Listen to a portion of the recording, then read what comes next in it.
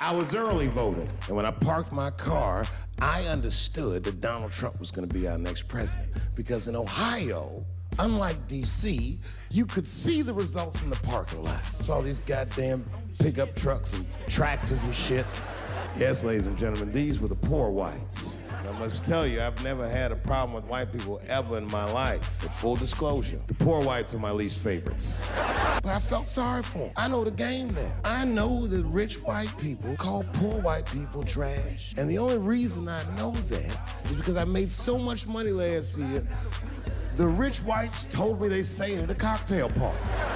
And I listened to them. I listened to them say naive, poor white people things. Man, Donald Trump's gonna go to Washington and he's gonna fight for us. I'm standing there thinking to my mind, you dumb motherfucker. You are poor. He's fighting for me. Of all of the different nations that are within the Caribbean region, why is it that the United States and the West seem to really be overly concerned and quite frankly obsessed with Haiti? There's a reason for that, not only because of its reputation, its spiritual reputation, its ability, and it's not just its ability, what it did when it beat back France and other white European nations, and freed itself, beloved. It's way more than just that, beloved. I want you to watch this footage from some time ago concerning an insider, a Haitian insider that reveals something that mainstream media never talks about. Watch this. They need the place to store all they are acquiring. All the plundering. In different part of Haiti right now, while people are sleeping or doing their own business, they are digging. What they dig, they take with the soil, with them. And when they leave, they just leave the hole wide open. In the northern part of the country, where companies goes to mine gold, when they take the gold out, they don't do anything with the soil to assist the people that are living there. So the resources that we have on the lands are being excavated and taken into cars and leaving at... It says 1 ton of Haiti's iridium. Iridium. I wanted to get to Iridium that. Yeah. is worth $45 billion. We have mountains of it. So what the UN occupation is that they put soldiers and private military contractors in UN uniforms. They're everywhere in Haiti, digging out the mountains. You can go to Haiti, and yes, you can see. Like I was in Haiti one time and I saw 12 UN trucks with these dirt, black dirt, just going through. I'm like, so they literally, since 1986, with the fall of Duvalier, the U.S. military has been taking out Haiti's iridium. Did you hear what she said? This piece from a couple of years ago talks about how Haiti has the world's second largest iridium deposit. This is actually from 2021 from Graham G. Henry. I thought this was interesting. Just a little bit of insight. It says, as difficult to work with as it is rare, iridium is found in large quantities in Haiti's southeast, which has the second largest reserves in the world. The metal is today worth more than gold and Bitcoin. Did y'all hear this? Its resistance to high temperatures and corrosion makes it almost indispensable in the manufacture of aircraft engines and deep water pipelines. Its exploitation could be a lever for the revival of the Haitian economy and the creation of millions of jobs, argues the economics professor, Dr. Henry Vixamar. Now you all understand why every 5 minutes when you look up, you see the United States acting like she's so interested in helping Haiti, but she's not interested in helping these other countries around the world that got a lot of gang banging, alleged gang banging going on, dissension and destruction. It's only Haiti that you're worried about. Haiti is within proximity, right, of the Dominican Republic, but everything is good over there. Talk black to me, somebody. It's not theoretical acts of genocide that are taking place. It's actual acts of genocide that are taking place today, with the Israelis inflicting genocidal murder on the Palestinian civilians of Gaza. And now we have Israel turning its guns on the people of Beirut. Now there is a struggle there, a struggle between Israel and Hamas, a struggle between Israel and Hezbollah. And unfortunately, because A long time ago, mankind forgot about the art of diplomacy, especially the Israelis, and they have chosen the sword, to live by the sword, but you shall die by the sword. They seem to have forgotten that second part. But we are in a war, a horrible conflict. And as is always the case in war, it's the innocents who pay the heaviest price. And that's what we see unfolding in Gaza, depending on who's counting. And this is where it gets really perverse, because somehow the bigger the number I put out there, the more you're supposed to feel horror. Ladies and gentlemen, there's only one name I have to put out there for you to have horror in your hearts. And that's Hind Rajab, a 6-year-old girl who was in the car with her relatives. The machine gun bullets ripped through the car, fired by the Israelis, killing her family, leaving her and her 15-year-old relative cousin alive but wounded. They picked up the phone and they called for help. Within minutes, the machine guns opened up again and killed her 15-year-old cousin, leaving a 6-year-old girl alone with dead relatives on the phone, begging for help, pleading for help, crying for help. They tried to send help. They sent 2 paramedics, very brave men, who went out there from the Red Crescent Society. They cleared the path. They got approval from the Israelis to go there and rescue this 6-year-old girl. They got within sight, 50 meters away. They said, "We see her. We see the car." They got out of the ambulance, and they were immediately gunned down by the Israelis, murdered. Their crime, trying to rescue a 6-year-old girl. She's on the phone begging for help. "Please help me. Please come to me." A 6-year-old girl pleading for help. Israel is rape.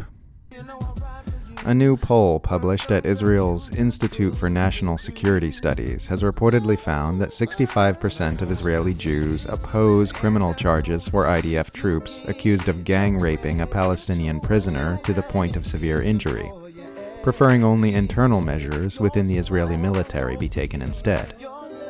Only 21% believed the accused rapists should be criminally prosecuted, with the remaining 14% unsure. Middle East Eye reports, quote, "A new poll has suggested a majority of Israelis believe the prison officials accused of sexually assaulting a Palestinian detainee should not face criminal charges and just be disciplined by the army." Late last month, 9 Israeli soldiers were arrested for the alleged rape of a Palestinian detainee in Sidi Timan, a facility in southern Israel's Negev desert. Since Israel's war on Gaza began in October, many Palestinians detained by Israeli forces have said they were sexually abused by troops at Sidi Timan. However, no one had been arrested for the abuse until 29th of July, when military police raided the facility, clashed with the soldiers, and took them into custody. The incident created a backlash in Israel, with a far-right mob that included an MP and a minister storming the detention center and a military court in protest against the arrests. 5 of those detained were released to house arrest on Tuesday, pending a potential decision by the army to file indictments. On Sunday, the Institute for National Security Studies, INSS, revealed that 65% of Israeli Jews thought that the 5 should be punished only by the army and not face criminal charges. End quote.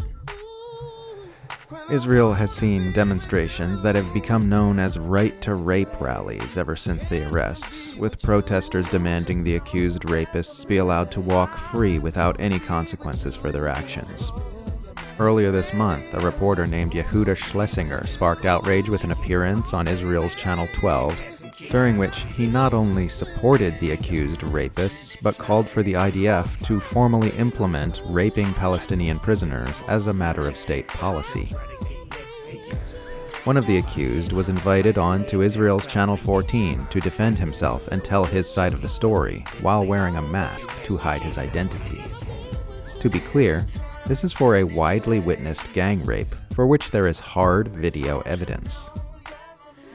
Israel is a deeply sick society, with a deeply sick attitude toward rape.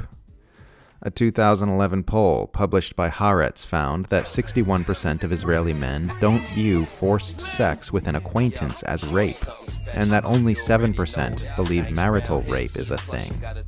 Rape is abundant in the Israeli military and is almost never punished, an important thing to keep in mind when Israelis tell pollsters that IDF troops should only face internal disciplinary measures as opposed to criminal charges.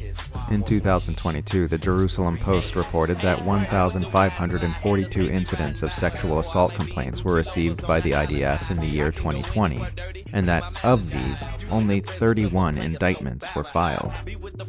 During the initial right to rape protests in Israel, the New York Times outdid itself with the unbelievably obfuscatory headline, "Unrest at Army Bases Highlights a Long Battle for Israel's Soul," with neither the headline nor the subheadline making any mention of rape at all. California State University professor Asad Abu Khalil quipped on Twitter, "The headline is actually accurate if you understand that Israel's soul is rape." And he has a point. Rape is deeply interwoven throughout the fabric of Israeli society. In a sense, Israel is rape. The phrase, "every accusation is a confession," has been thrown around a lot since October, and for good reason.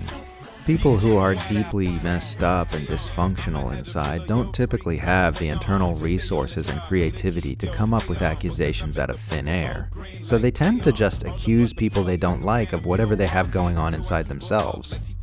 If you ever have to deal with a malignant narcissist or sociopath in your personal life, you can often understand their behavior a lot better by mentally reversing the accusations they level at people and interpreting them as confessions about themselves.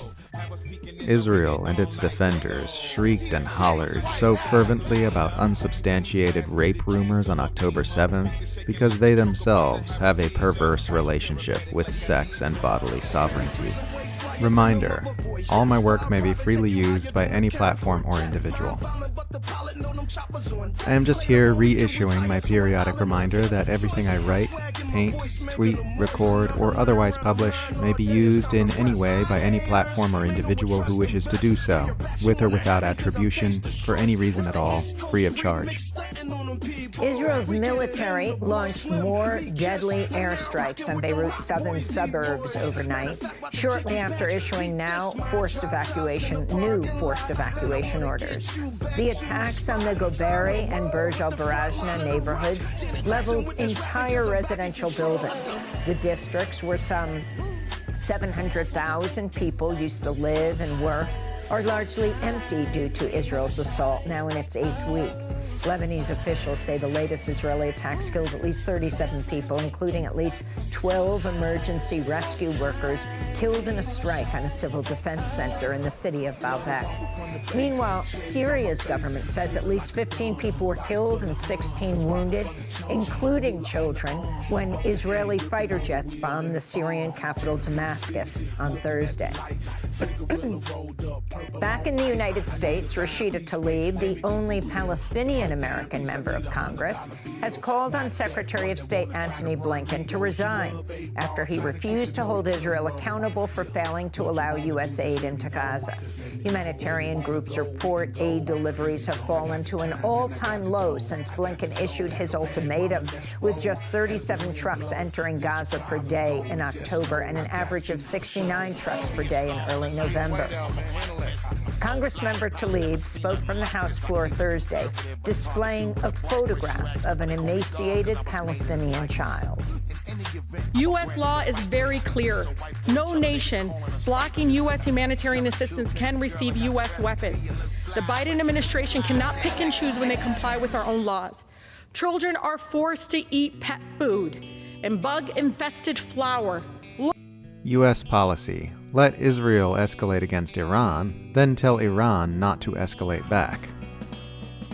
In an article titled "U.S. Warns Iran of Serious Risk If It Conducts Major Attack on Israel," the Wall Street Journal reports that officials within the Biden administration have been warning Iran not to escalate against Israel in its planned retaliatory strikes for the assassination of a Hamas leader in Tehran. The United States has sent a clear message to Iran that the risk of a major escalation if they do a significant retaliatory attack against Israel is extremely high, an anonymous U.S. official told the Wall Street Journal, adding that there is a serious risk of consequences for Iran's economy and the stability of its newly elected government if it goes down that path. As we sit awaiting Iran's planned reprisal attack and hope dearly that it doesn't lead to a major new war in West Asia, one can't help but read such reports and think it sure would have been nice of the Americans to issue these kinds of warnings to Israel against escalating before it went on its insanely escalatory assassination spree in the capital cities of Iran and Lebanon. You'll never see Western officials so enthusiastic about the idea of de-escalation as they are in those time periods when their side has just severely escalated tensions with an extreme act of aggression, but the other side has yet to retaliate. They remind you of a parent who lets their kid run around clobbering other children at the playground. Then when another child goes to hit them back, they rush in and start yelling about the need to play nice. Israel's powerful Western backers are happy to let it run rampant throughout the region without making any meaningful warnings against its criminal actions or imposing any consequences on it whatsoever. But as soon as it becomes clear that Israel has crossed a red line and is about to get hit, these Western empire managers turn into a bunch of hippies who just want peace and love. When Iran does whatever it's about to do, we may be certain that the Western Empire and its propagandists in the mass media are going to frame it as an unprovoked and outrageous act of aggression and start babbling about defending Israel against its attackers. Imperial history always begins right after Israel's aggressions and starts the clock as the retaliations for them emerge. That's how the imperial spin machine operates, reversing victim and victimizer, aggressor and defender, claiming to always be acting in self-defense while existing in a continuous state of attack. When the inevitable blowback from these aggressions turns up, they stare with Bambi-eyed innocence and call it an unprovoked attack launched by deranged madmen with hatred in their hearts, and use it to justify even more mass military slaughter in the parts of the world where they already wanted to inflict it. Are you not tired of having your intelligence insulted like this? I know I am. This soundbite is so inspiring from Kamala Harris in terms of how she is breaking from Joe Biden's support of supporting genocide in Gaza, and she's articulating a brand new vision for us to all be inspired by when it comes to U.S. policy and Israel policy. Let's hear from Kamala Harris. But it seems that Prime Minister Netanyahu is not listening. Well, Bill, the work that we have done has resulted in a number of movements in that region by Israel that were very much prompted by or a result of many things, including our advocacy for what needs to happen in the region. Such an amazing statement. Mic drop.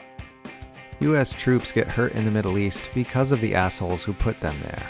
Notes from the edge of the narrative matrix. Looking forward to the countless Western media headlines and denunciations from Western officials framing the coming Iranian retaliatory strikes on Israel as a completely unprovoked attack, like history began at that exact moment and Israel did nothing to warrant such aggression. Western officials like Antony Blinken and David Lammy have been urgently going on about the need for de-escalation in the Middle East. You'll never see Western officials as opposed to escalation as they are when Israel has committed an insanely escalatory act of war against Iran, but Iran has not yet retaliated. They're fine to let Israel rampage completely unchecked, but as soon as it crosses the red line of someone strong enough to exact a heavy price, they're all about de-escalation. Tweet from antiwar.com, 5 U.S. troops injured in rocket attack on U.S. base in Iraq. Tweet from Caitlin, perhaps U.S. troops should get the fuck out of Iraq. Friendly reminder that all injuries and deaths of U.S. military personnel in the Middle East are always the fault of the Washington officials who put them there, not the Middle Easterners who are defending their own home. Racist violence has no place in our country, say British leaders from the capital of history's most racist and violent country, while feeding weapons to violent racists in Israel and Ukraine. Israel is what happens when a whole nation makes an entire national identity out of being unyielding and uncompromising in response to past traumas. Every possible off-ramp away from war and genocide gets passed by because it would be weak to cede or compromise even a tiny bit. American progressives celebrating getting Tim Walz as Kamala's running mate instead of Josh Shapiro are like a kid celebrating the fact that the school bully only spit on his sandwich once instead of twice before making him eat it. U.S. progressives are so downtrodden and disrespected by the Democratic Party that a genocide monster choosing a less shitty running mate than she could have chosen is seen as a generous and uplifting momentous event worthy of celebration and hope. If Kamala Harris live-streamed herself torturing a puppy to death, she'd lose the support of everyone. But openly backing the torture and murder of an entire enclave full of Palestinians is being overlooked by self-declared progressives as a forgivable little foible. Near as I can tell, the actual position of U.S. progressives is as follows. When Benjamin Netanyahu does a genocide, it's genocide. If Trump were to continue the genocide, it would be genocide. When Democrats do a genocide, it's good people making hard choices within the framework of the political realities of our time. It's either genocide or it's not, and the answer to whether it is or isn't shouldn't depend on your political loyalties. If you don't think the Biden administration is guilty of facilitating a genocide, then it makes sense for you to support Harris even if you have differences with her. If you do think it's a genocide, then anything you say in support of her is nonsensical. Everything after, okay, yes, genocide is bad, but can only be born of psychological compartmentalization to avoid mentally engaging the reality of what you're seeing. There are some things you just can't excuse. Of these, genocide is at the very top of the list. Literally the very top. Vote however you want to vote, but stop lying about it. A UN special committee has found Israel's actions in Gaza since October 2023 are consistent with genocide, including using starvation as a weapon of war and recklessly inflicting civilian casualties. The report released today comes one day after a Human Rights Watch report found Israel's committed war crimes and crimes against humanity through its mass forced displacement of civilians in Gaza. Human Rights Watch is calling on nations to adopt sanctions and halt weapons sales to Israel. But Israel's indiscriminate slaughter continues, with at least 5 Palestinians killed today in central Gaza's Al-Maghazi refugee camp. Elsewhere, at least 2 people were killed by an Israeli strike on a tent encampment for displaced Palestinians near Nuseirat. Meanwhile, the UN's Humanitarian Affairs Office warned Palestinian children are at high risk of injury or death from unexploded ordnance left after more than 13 months of Israeli attacks. Among the victims is severely wounded 8-year-old Mohammed Karmash. This is his mother. No one was there to tell him that these are explosives that the Israelis throw. The children play with them and they blow up. What is happening to us is not fair. His father died at the Karni border and his body stayed there. What is happening to us is not fair, really. In Lebanon, Israel launched at least 7 airstrikes on Beirut's southern suburbs overnight after ordering residents to leave their homes. At least 8 people were killed in Israeli attacks on the village of Dahit Aramun, south of the capital. Israeli warplanes also struck Damascus and the Syrian city of Homs. In southern Lebanon, Israel's army says 6 soldiers were killed Wednesday in exchange of gunfire with Hezbollah fighters defending Lebanese territory. The deaths were announced after Israeli Defense Minister Israel Katz said he'd expanded Israel's military ground operation in southern Lebanon. Meanwhile, the Washington Post is reporting a close aide to Prime Minister Benjamin Netanyahu told Donald Trump and his son-in-law Jared Kushner this week that Israel's rushing to advance a ceasefire deal in Lebanon is a gift to Trump ahead of his inauguration in January. The UN Security Council voted to extend sanctions on Yemen for another year, freezing assets and banning travel by leaders of Yemen's Houthi movement. Wednesday's vote came after the U.S. and U.K. launched airstrikes on Yemen over the weekend, targeting what the Pentagon said were advanced weapons storage facilities. The bombings came after Houthis fired missiles and drones at Israel and attacked commercial vessels in the Red Sea in response to Israel's war on Gaza and Lebanon.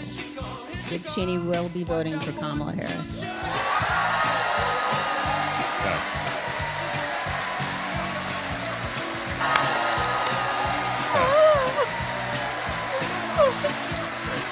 Really? The Dick Cheney? Only the architect of the war on terror? Like the Dark Lord himself is endorsing Kamala Harris for president. I just feel like we're finally rising above 1 million dead Iraqis and $8 trillion in U.S. taxpayer money, you know? Thank you. Thank you. That's what this movement means.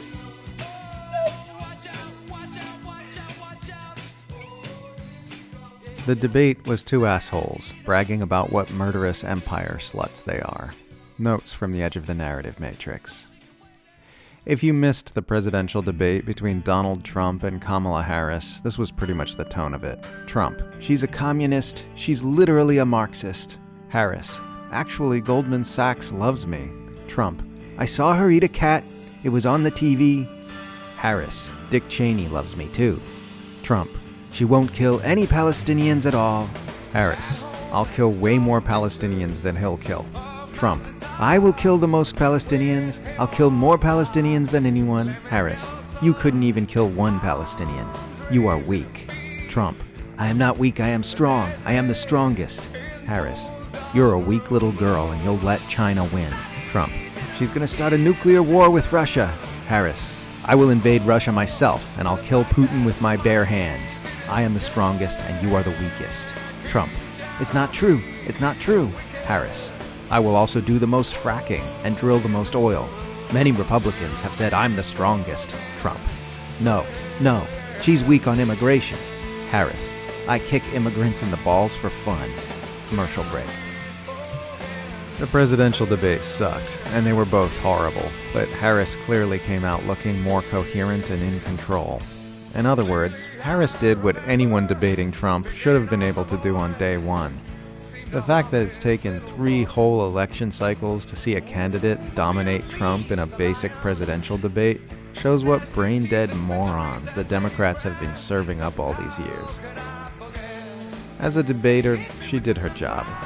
As a presidential candidate, she showed why so many warmongering Republicans have been so eager to support her.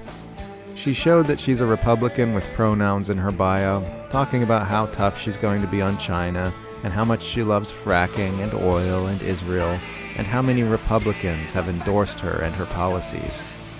This is what the quote-unquote left wing looks like in the world's most powerful government. US politics is so intensely stupid. If Dick Cheney ever endorsed anything I was doing, or even spoke vaguely positively of it, I would immediately stop doing that thing. The Israeli military is claiming that one of its snipers probably did shoot an American activist in the head while she was protesting Israeli atrocities in the West Bank last week, but claimed it was, quote, indirect and unintentional. And, I mean, of course that's what they're saying. It was either that or try to say she had a Hamas base in her skull. People ask me, if you're anti-war, then why don't you support Trump? Because I fucking paid attention when he was president. I watched the warmongering and militarism rolled out by his administration instead of mindlessly ingesting right-wing media like a drooling moron. I watched the evil things he did in nations like Yemen, Venezuela, Iran, and Syria. I watched him ramp up Cold War aggressions against Russia and pave the way to war in Ukraine. I watched him assassinate Soleimani and shred the Iran deal. I watched him lock up Assange. I watched him veto attempts to save Yemen. I listened to him saying he's keeping troops in Syria to keep the oil. I watched him starve Venezuelans to death while staging the most transparent foreign coup attempt in history.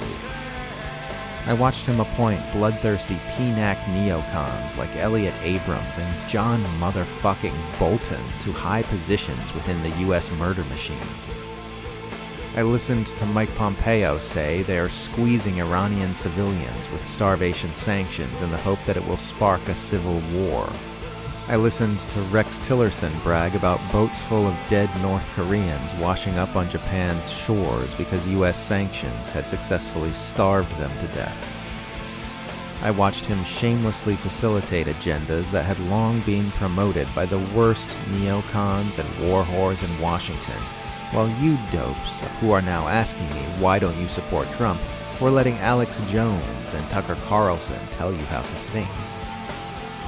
I don't support Trump because I spent 4 years of my life staring right at the administration he was running and writing about what I saw unfiltered by the lens of party politics, instead of letting a bunch of asshole pundits confirm my biases for me like you did.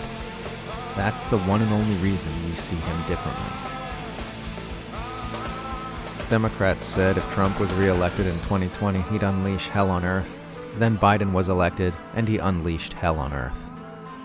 Democrats will blame everyone but themselves if they lose in November, but it will be nobody's fault but their own.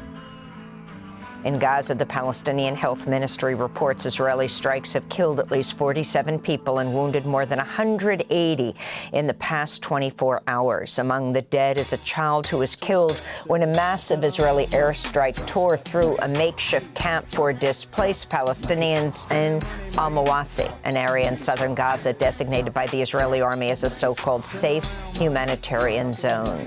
This comes as the United Nations Agency for Palestinian Refugees, UNRWA, has again warned famines imminent in northern Gaza.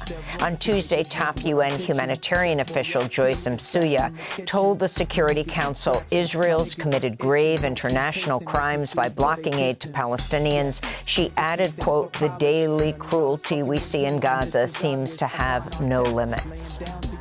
Most of Gaza is now a wasteland of rubble.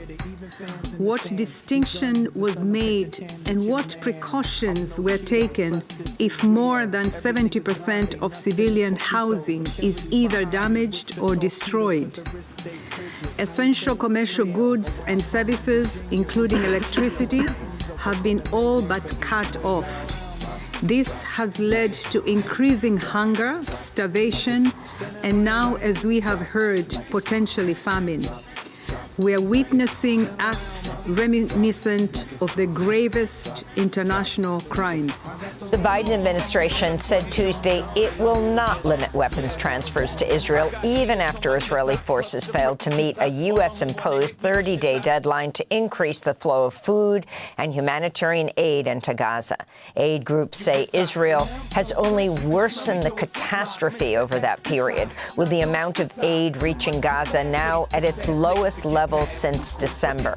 The decision to continue arming Israel despite widespread evidence of gross human rights abuses appears to violate multiple U.S. laws, including the Leahy Law, the Foreign Assistance Act, and the Arms Export Control Act.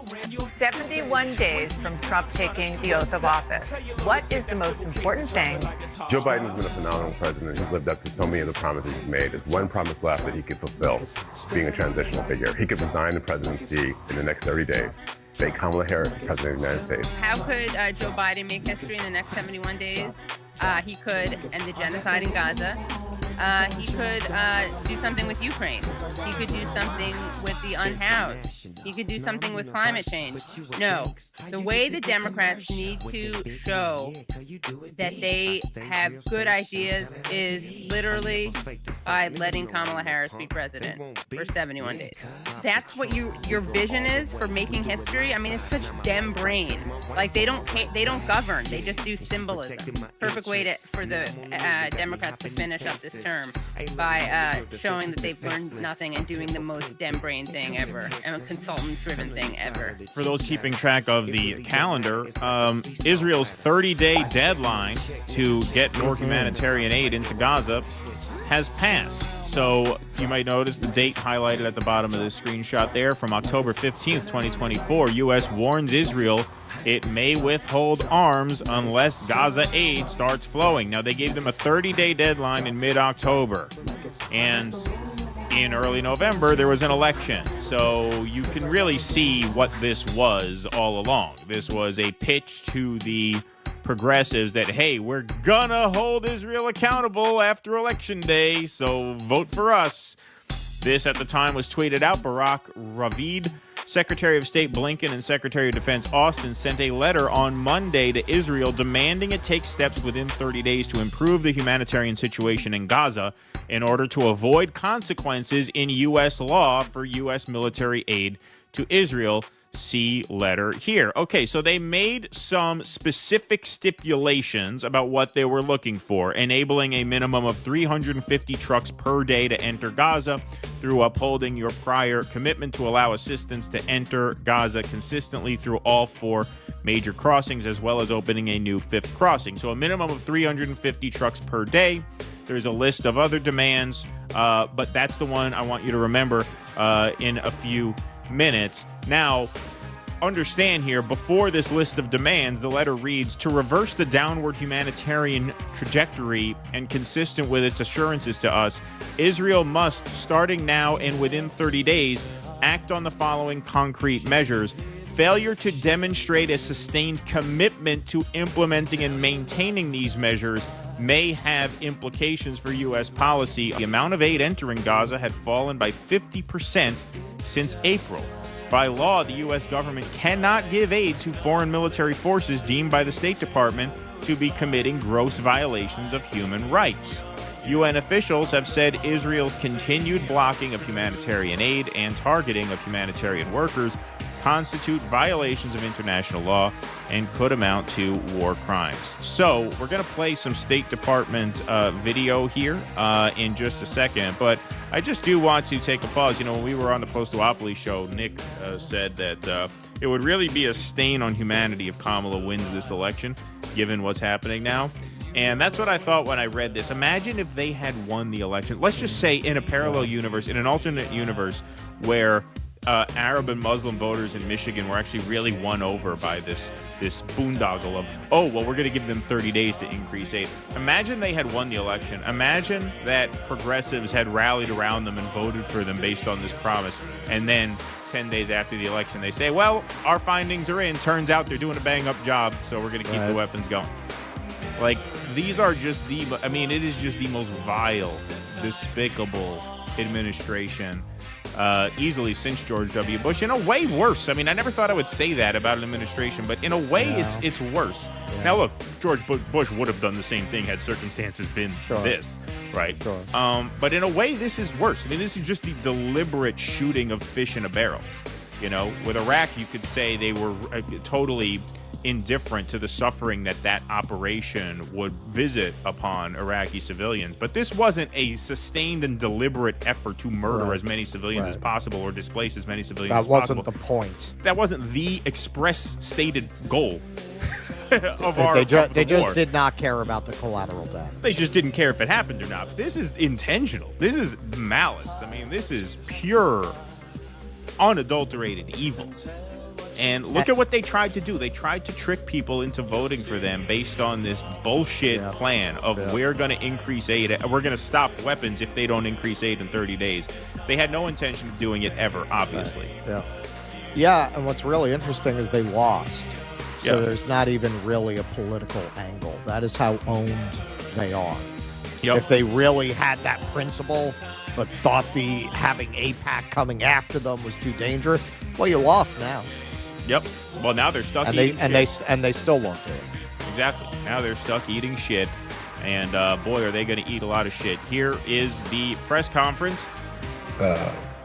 Any consequence for Israel not meeting the I certainly don't have a change in U.S. policy to announce today, Matt. But as you just heard me say, we are constantly going to assess the circumstances on the ground. We are looking for some of these steps that we've made. We want to make sure that they are sustained and expanded upon. And certainly, if we don't see that, if we don't continue to see steps in the appropriate direction, we certainly will enforce U.S. law. Yeah. There's no doubt about it. But you guys were the ones that gave them the 30-day deadline. It's hard to see your answers today, such as they are, as anything other than kind of giving them a pass for not meeting the certainly, Matt, laid out in the letter. I would not view it as giving them a pass because one, no one is up here. Certainly, I'm not saying that the situation in Gaza or the humanitarian circumstances are rosy. It is a very dire circumstance, and what we need to see is these steps acted on. We need to see them implemented, and the ultimate hope is that through these steps, some conditions have been created in which we can see things like additional aid, additional food trucks, additional measures being taken that ultimately will be beneficial to the Palestinian people in Gaza. Okay, so that's part one. So now you get the general line of bullshit, which is that, hey, in the letter we said they needed some effort, and we've determined that they are making an effort, and so there's going to be no change in policy since they are making said effort. Now he gets grilled on specifics, which is why I want to draw your attention to this minimum of 350 trucks per day. And now I want you to think, according to that standard, given what you're about to hear, can you reasonably construe their effort as being sufficient to avoid penalization according to what the letter originally threatened? So here we go. Now there's a bit of a dogpile. We are not in violation. So from November 1st to November 9, there was 404 trucks come in, right? It's like 45 to 44 trucks a day. For the first week and a half of November, a total of 404 trucks came in over the course of 9 days. Now, the minimum is supposed to be 350 per day. So they barely cracked, 10%? If my math is right, somewhere around 10% of the requirement according to the letter. Now, once again, the letter did not require 350 trucks per day. It required a serious commitment, an effort. So is that an effort? Is 10% of the goal? Does that constitute a serious effort? When you in school did a math test, if you got a 10 on the test out of 100, did the teacher write on the thing, "Good effort, Jimmy"? No, that's not an effort. Nowadays they might. Nowadays they might. Yes, but yeah. So that's the number. This is way beyond, as Tom said, way beyond 350. Why it's not 350, according to your assessment? So, listen to this. Again, I don't want us to go down a rabbit hole of specific truck numbers. What our point of view is that... Why did you bother to put in 350 trucks a day if it doesn't matter? I'm not going to speak to the... You keep saying you're not going to speak to specific metrics, but you guys are the ones that made those decisions. We didn't. We didn't give the Israelis 30 days to do all this stuff. You guys did. And now those 30 days are up. And as you've heard from everyone so far, and these aid groups that came out last night, they haven't met them, and all of a sudden you say that the metrics that you put out don't matter. Exactly. The number of 350 was the State Department number. So now you're going to say that you're going down a rabbit hole by citing what? Our own figures? That's going down a rabbit hole? It's not going down a rabbit hole. You're the one who said 350. What the hell are you talking about, rabbit hole? And he points that out. Scum of the earth.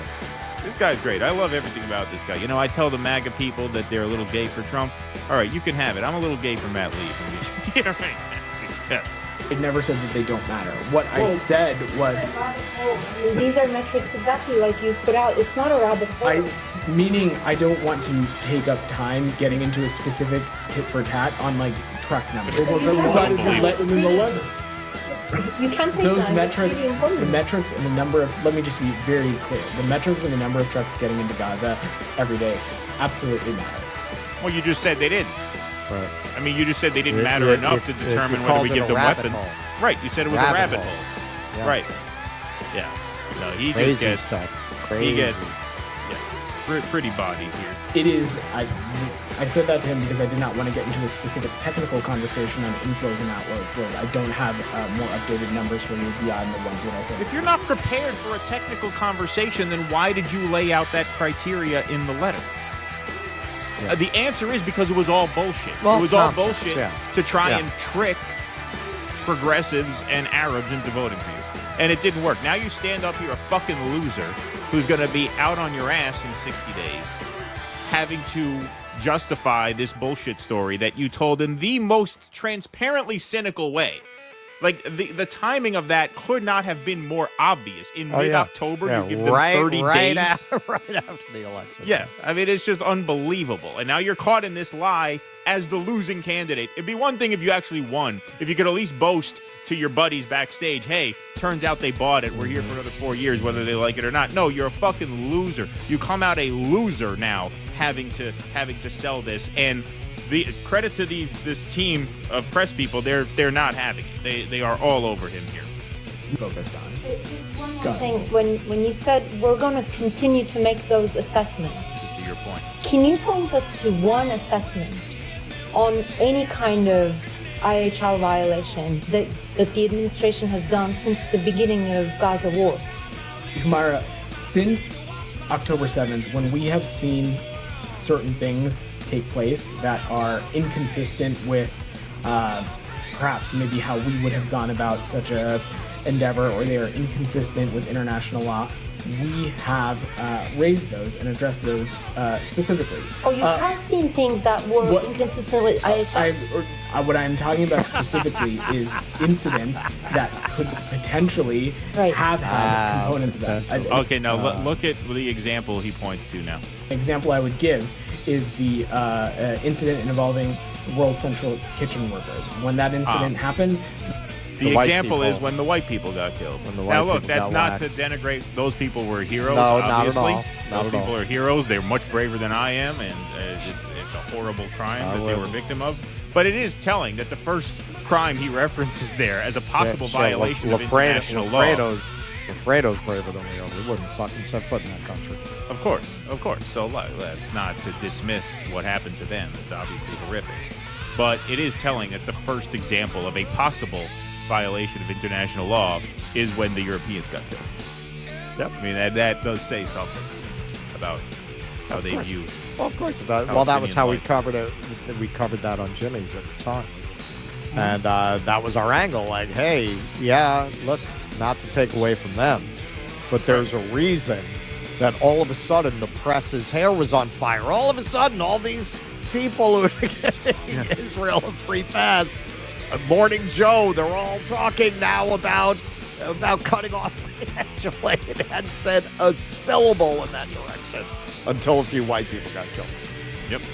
Seen things, Humaira, we have raised them directly with our partners Yes, in you've raised Israel. them, but you're saying we're going to continue to make those assessments. And I'm asking you whether, I have not seen any of those assessments. Where are those assessments? Those processes, Humaira, are ongoing, and they have been ongoing. We've spent a great deal talking about them. Again, you're out of power in 60 days. They're ongoing. Your job is finished in 60 days. There are many lines of efforts that the United States has to assess those kinds of processes, and that work will continue. You need to get back to us on January 21st. Right, exactly. Will have an impact on U.S. credibility. You have clearly put out a letter, laid out specific criteria, and gave a specific deadline. And right now, you are basically not making an assessment line by line, or you're effectively saying, oh, that deadline was just to encourage them to take some steps. Are you worried at all that this might hurt, U.S. credibility? Because you don't seem to be following through. First, I think you're putting words turning in my you mouth. straight again, Keith? Say that. Yeah, Number right. two, It is just, like Nick said, what a stain on humanity it would have been if these criminals were rewarded with a second term. Especially given, on top of everything else, the shamelessness of that stunt at the last minute to say we're giving them 30 days starting on October 15th. I mean, if that was not the most obvious ploy, I don't know what could have been. They couldn't have started the 30 days on October 1st so that they'd have to render a judgment right before Election Day. No, you start the 30 days in mid-October. I mean, the most obvious, the most cynical, the sleaziest political move you could possibly make. And now they have to come out here as losers and try and explain it away. Just pathetic. Yeah. Well, it's pretty consistent with how they've handled this throughout. Honestly, I did in the back of my mind think maybe because they're going out of power, they'll try to do something a little different. I didn't think that there was a strong case for that. But wow, man, you don't even have a political motivation except, I guess, that they want to keep that gravy train going into the next cycle. That's what it's all about for these people. But hey, they have learned their lesson. You know, they are thinking about Rahm Emanuel for DNC chair. So yes, clearly there's a lot of soul searching going on at the DNC now. War, peace, and the presidency. I'm Amy Goodman. Dozens of Palestinians have been killed in Israeli attacks across the Gaza Strip. On Monday, at least 10 civilians were killed when a pair of Israeli missiles struck a crowded tent cafe west of Khan Yunis, an area Israel had designated as a so-called safe zone. That followed Israeli attacks on the Nuseirat refugee camp that killed 20 people, some of whom were reportedly shot as they tried to flee the onslaught. Meanwhile, Palestinian health workers say 3 medical staffers were injured in an Israeli attack near the besieged Kamal Adwan Hospital near Beit Lahia. It's been just over 400 days since Israel began its assault on Gaza. For thousands of displaced Palestinians forced to live in makeshift camps, life has become a daily struggle for survival. The 400 days that have passed feel like 400 years, maybe even more. If there was no war, we wouldn't have known such hunger and displacement. Before, we were living decently. We were fine and happy, receiving aid packages twice a month. Now there is no food, no water, no medicine. There's nothing. We are deprived of everything, even the air we breathe. Israel's failed to meet a 30-day deadline set by the Biden administration to end its starvation campaign in northern Gaza, where the UN says a famine is imminent. Despite the deadline, the Biden administration still has not triggered U.S. law's requirement to withhold military support for Israel over gross human rights abuses.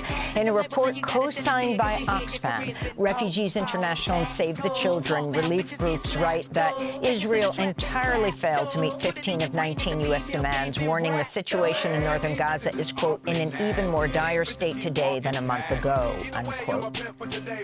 Israel's military's bombed Beirut's southern suburb of Harathaik after warning residents to flee the area. Today's attacks came after Lebanese officials reported 1 person was killed and 4 injured after an Israeli airstrike targeted the town of Hermel in the eastern Baalbek Hermel governorate.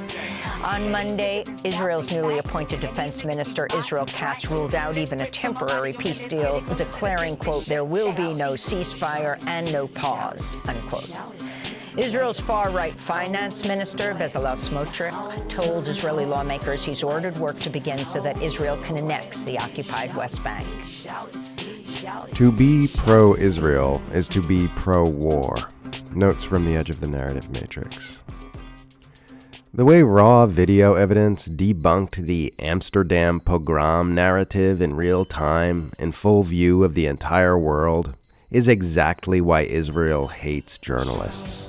It's why they won't let the Western press visit Gaza, and it's why they murder Palestinian journalists at every opportunity. Trump's America First cabinet is being packed full of swamp monsters who want to pour American money into helping Israel destroy the Middle East, pour American money into the unwinnable proxy war in Ukraine, and prepare American troops to fight a war with China to defend Taiwan. And just as we're reacting to the news of Trump filling his new cabinet with murderous warmongers, the Biden administration comes in with a helpful reminder that they too are evil, blood-soaked monsters. The White House has announced that it will be imposing 0 consequences on Israel for failing to abide by its 30-day deadline to get more aid into Gaza. The deadline was a phony election ploy, just like we said it was at the time. Friendly reminder that Biden could still end the genocide in Gaza right now. He could end it today. He could have ended it any day over the last 13 months.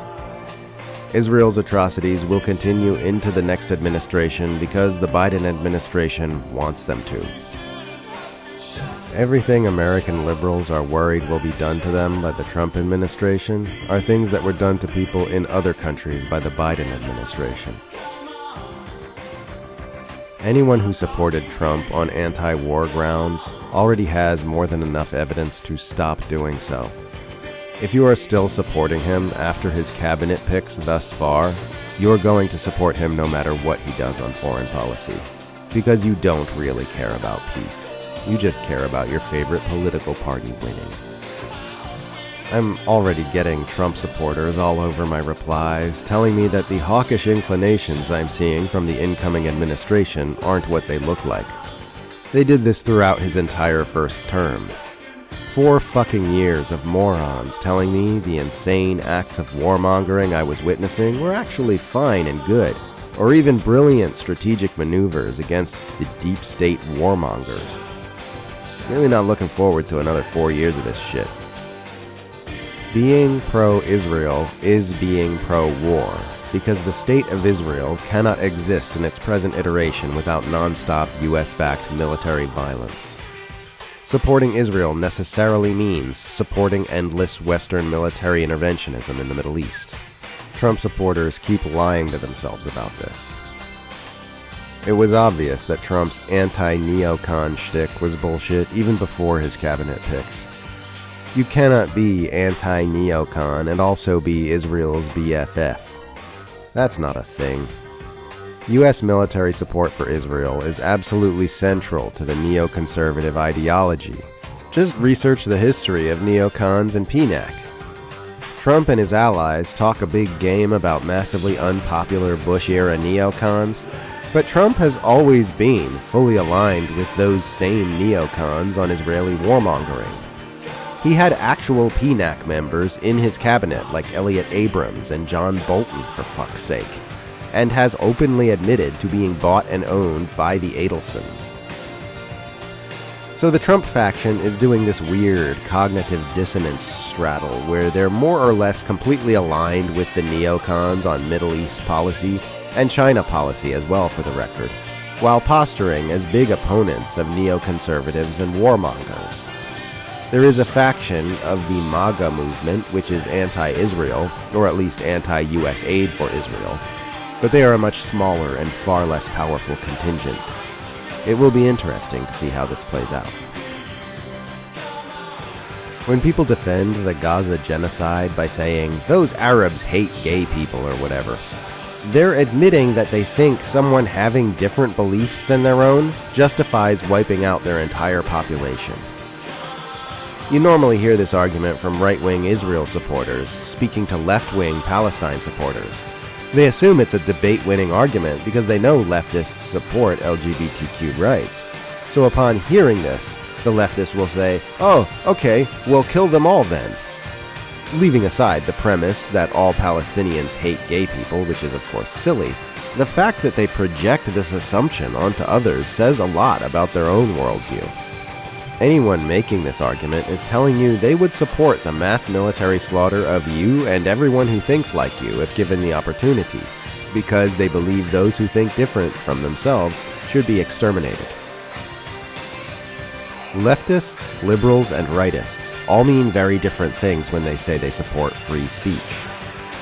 When an anti-imperialist socialist says they support free speech, they mean they want the freedom to hold power to account, scrutinize their government's actions, and share dissident ideas and information. This is the original reason freedom of speech has been enshrined as an important value in our society, and it's why leftists, the real kind, aggressively defend it. When a rightist says they support free speech, they typically mean they want to be able to say racist things without any consequences and make mean jokes about trans people on social media. It's less about holding power to account and more about being able to say what you want wherever you want for its own sake, because not being allowed to say what you want doesn't feel very nice. This is what you're looking at when you see Trump talking about the importance of free speech rights, while also saying he wants to jail people for burning the American flag and telling donors he'll crack down on pro-Palestine protests. He's not promising the freedom to speak truth to power. He's promising the freedom to say racial slurs.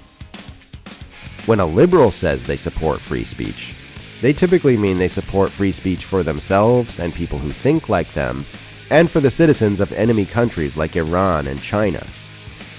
They're more than happy to see speech critical of the powerful curbed in the name of stopping disinformation or Russian propaganda.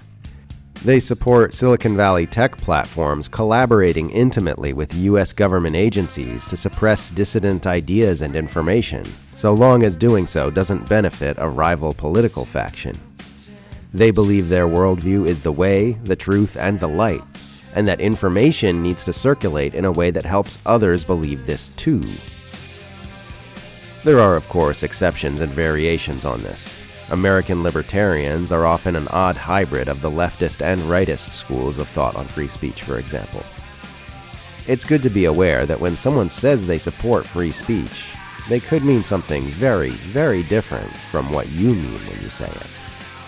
So Ta-Nehisi Coates has a new book out, and, you know, Ta-Nehisi Coates is a real kind of example of what Russell wrote about the, you know, social justice movement turning on its creators. Ta-Nehisi Coates was really a favorite amongst the sort of liberal intelligentsia.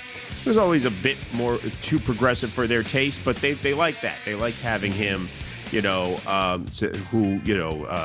they liked hearing what he had to say. They really sort of propped him up. And now he wrote a big section of this new book about Israel and how when he went to Israel, it very much reminded him of stories that his parents used to tell him about Jim Crow. And so he brings those stories back to the book. And now, of course, the sort of press campaign is in full swing for his new book, and he got a little static from one of the CBS hosts here, and this went, I think, pretty well. But if you were to read this book, you would be left wondering, why does any of Israel exist? What a horrific place, committing horrific acts on a daily basis. So I think the question is central and key. If Israel has a right to exist, and if your answer is no, then I guess the question becomes, why do the Palestinians have a right to exist? Why do 20 different Muslim countries have a right to exist? My answer is that no country in this world establishes its ability to exist through rights. Countries establish their ability to exist through force, as America did. And so I think this question of right to Israel does exist. It's a fact. The question of its right is not a question that I would be faced with any other country. Beautiful. I mean, that is a perfect answer. You know, I've struggled with exactly how to answer that question, because when people say, does Israel have a right to exist? I say, well, no country has a right to exist. Countries have a responsibility to abide by international law, and when they breach that responsibility, they forfeit whatever right they have to exist in their current form. But this even gets to it, I think, in a much stronger way, which is that countries don't exist through rights. Countries exist through force. Countries establish themselves. And once they establish themselves, they simply are. Israel does exist. It's a fact. So this constant obsession, do they have a right to exist? Well, what are you basically saying? When you ask, does Israel have a right to exist? You're saying, do they not have a special privilege that allows them to function however they want, irrespective of international law? That's what you're basically saying. Are they above reproach? Right? Are they above judgment? No state is above judgment. No entity is above judgment. And so that gets to it in a very existential way that I never really put together. And so that part, and this goes on, we're going to play the whole thing, but that I thought was an especially valuable answer, because I am totally going to use that from now on. I'm taking that from you. I go one step further. My answer is no. No, they don't. Did apartheid South Africa have a right to exist? I mean, as the entity that it is, under the premises that it is. Well, that's no, it does not have a right to exist. In fact, people of good conscience should actively be working to dismantle it the way they did apartheid South Africa. No, not only does it not have a right to exist, it should not exist in its current form. This is their worst nightmare. And yes, this is the first article I wrote about this after October 7th. I was looking at the students who had been reared on all this social justice, which for anyone paying attention, you could see was aimed at distracting them from agitating for meaningful change in the present, and also from developing any kind of an economic theory or class consciousness. And then, when October 7th happened, and these same people who were talking to them about decolonize your mind were telling them to support Israel, or at least not to protest so loud, they realized suddenly it was a red pill moment for a generation, where they realized, holy shit, they didn't mean any of this. They only wanted to talk about this in the context of microaggressions and the past. They did not want to deal with the fact that we are supporting a settler colonial project in the present. And if we protested, the very same people who were laying France Fanon on us are going to turn on us and expel us from school. Now it's reaching their leading lights. This is their worst nightmare, because Ta-Nehisi Coates was really one of their favorite exemplars of the social justice theory. He really made his name with the case for reparations. Why do they support that? For the same exact reason that they supported the Black Lives Matter protest. Because in the end, they knew it wasn't going to do anything. In the end, they knew it wasn't going to go anywhere. It couldn't pass. They knew the defunding the police, none of that was ever going to happen.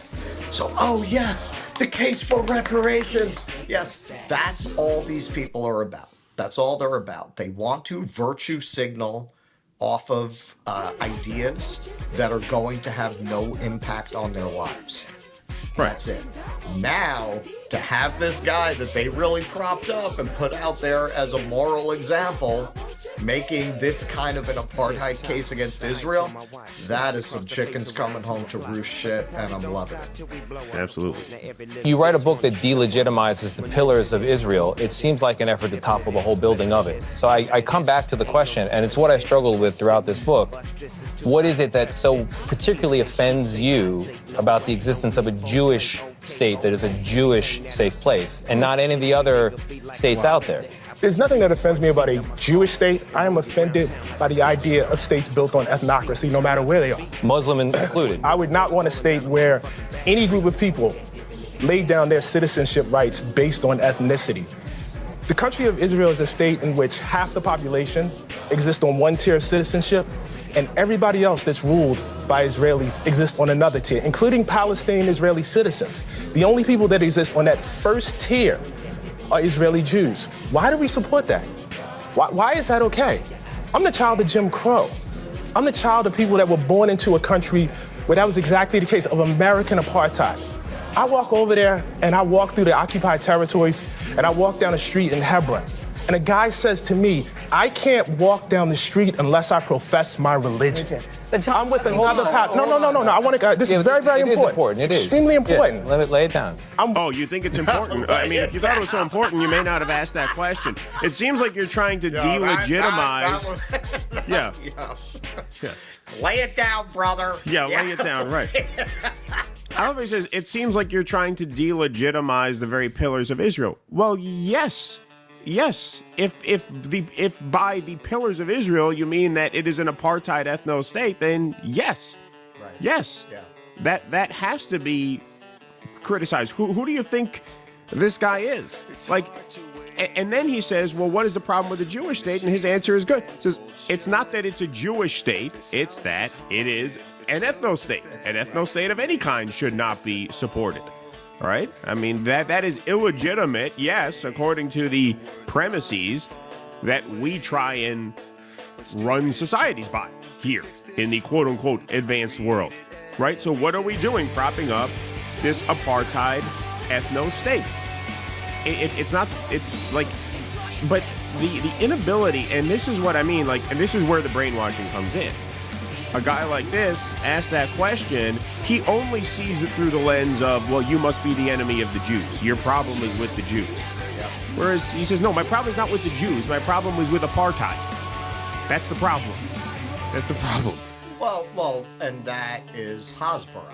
That is the propaganda project that the Zionists have been embarking on throughout their entire existence, to the point that people don't really remember the history of Zionism as being in opposition to the great majority of Jews.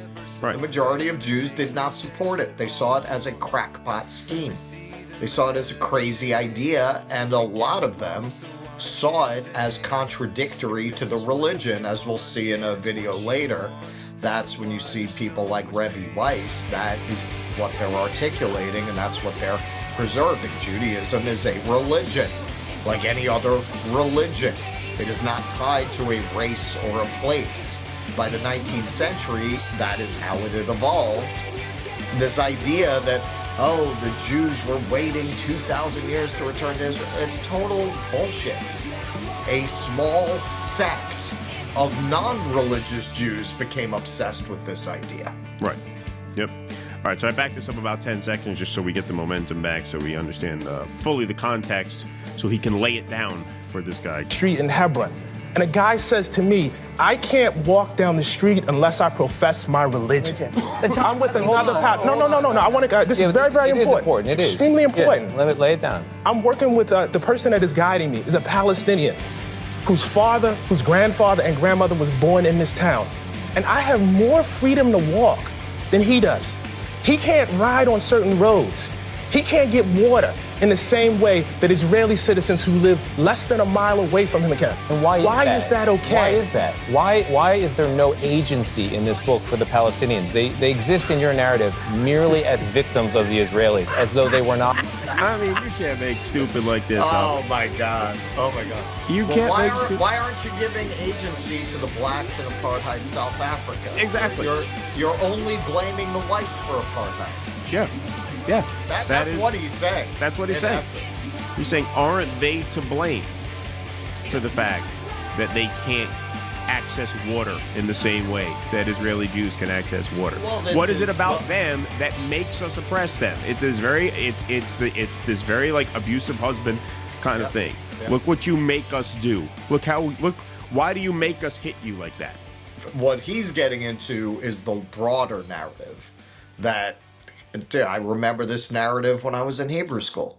That is core to the myth of Israel, that they are always putting out their hands for peace. And you'll hear this a lot. This is a stock line from them. We have no partner for peace. Right. We have no partner. There's no one for us to negotiate with on the other side. What passes for liberal with these people is, it's not the fault of the people.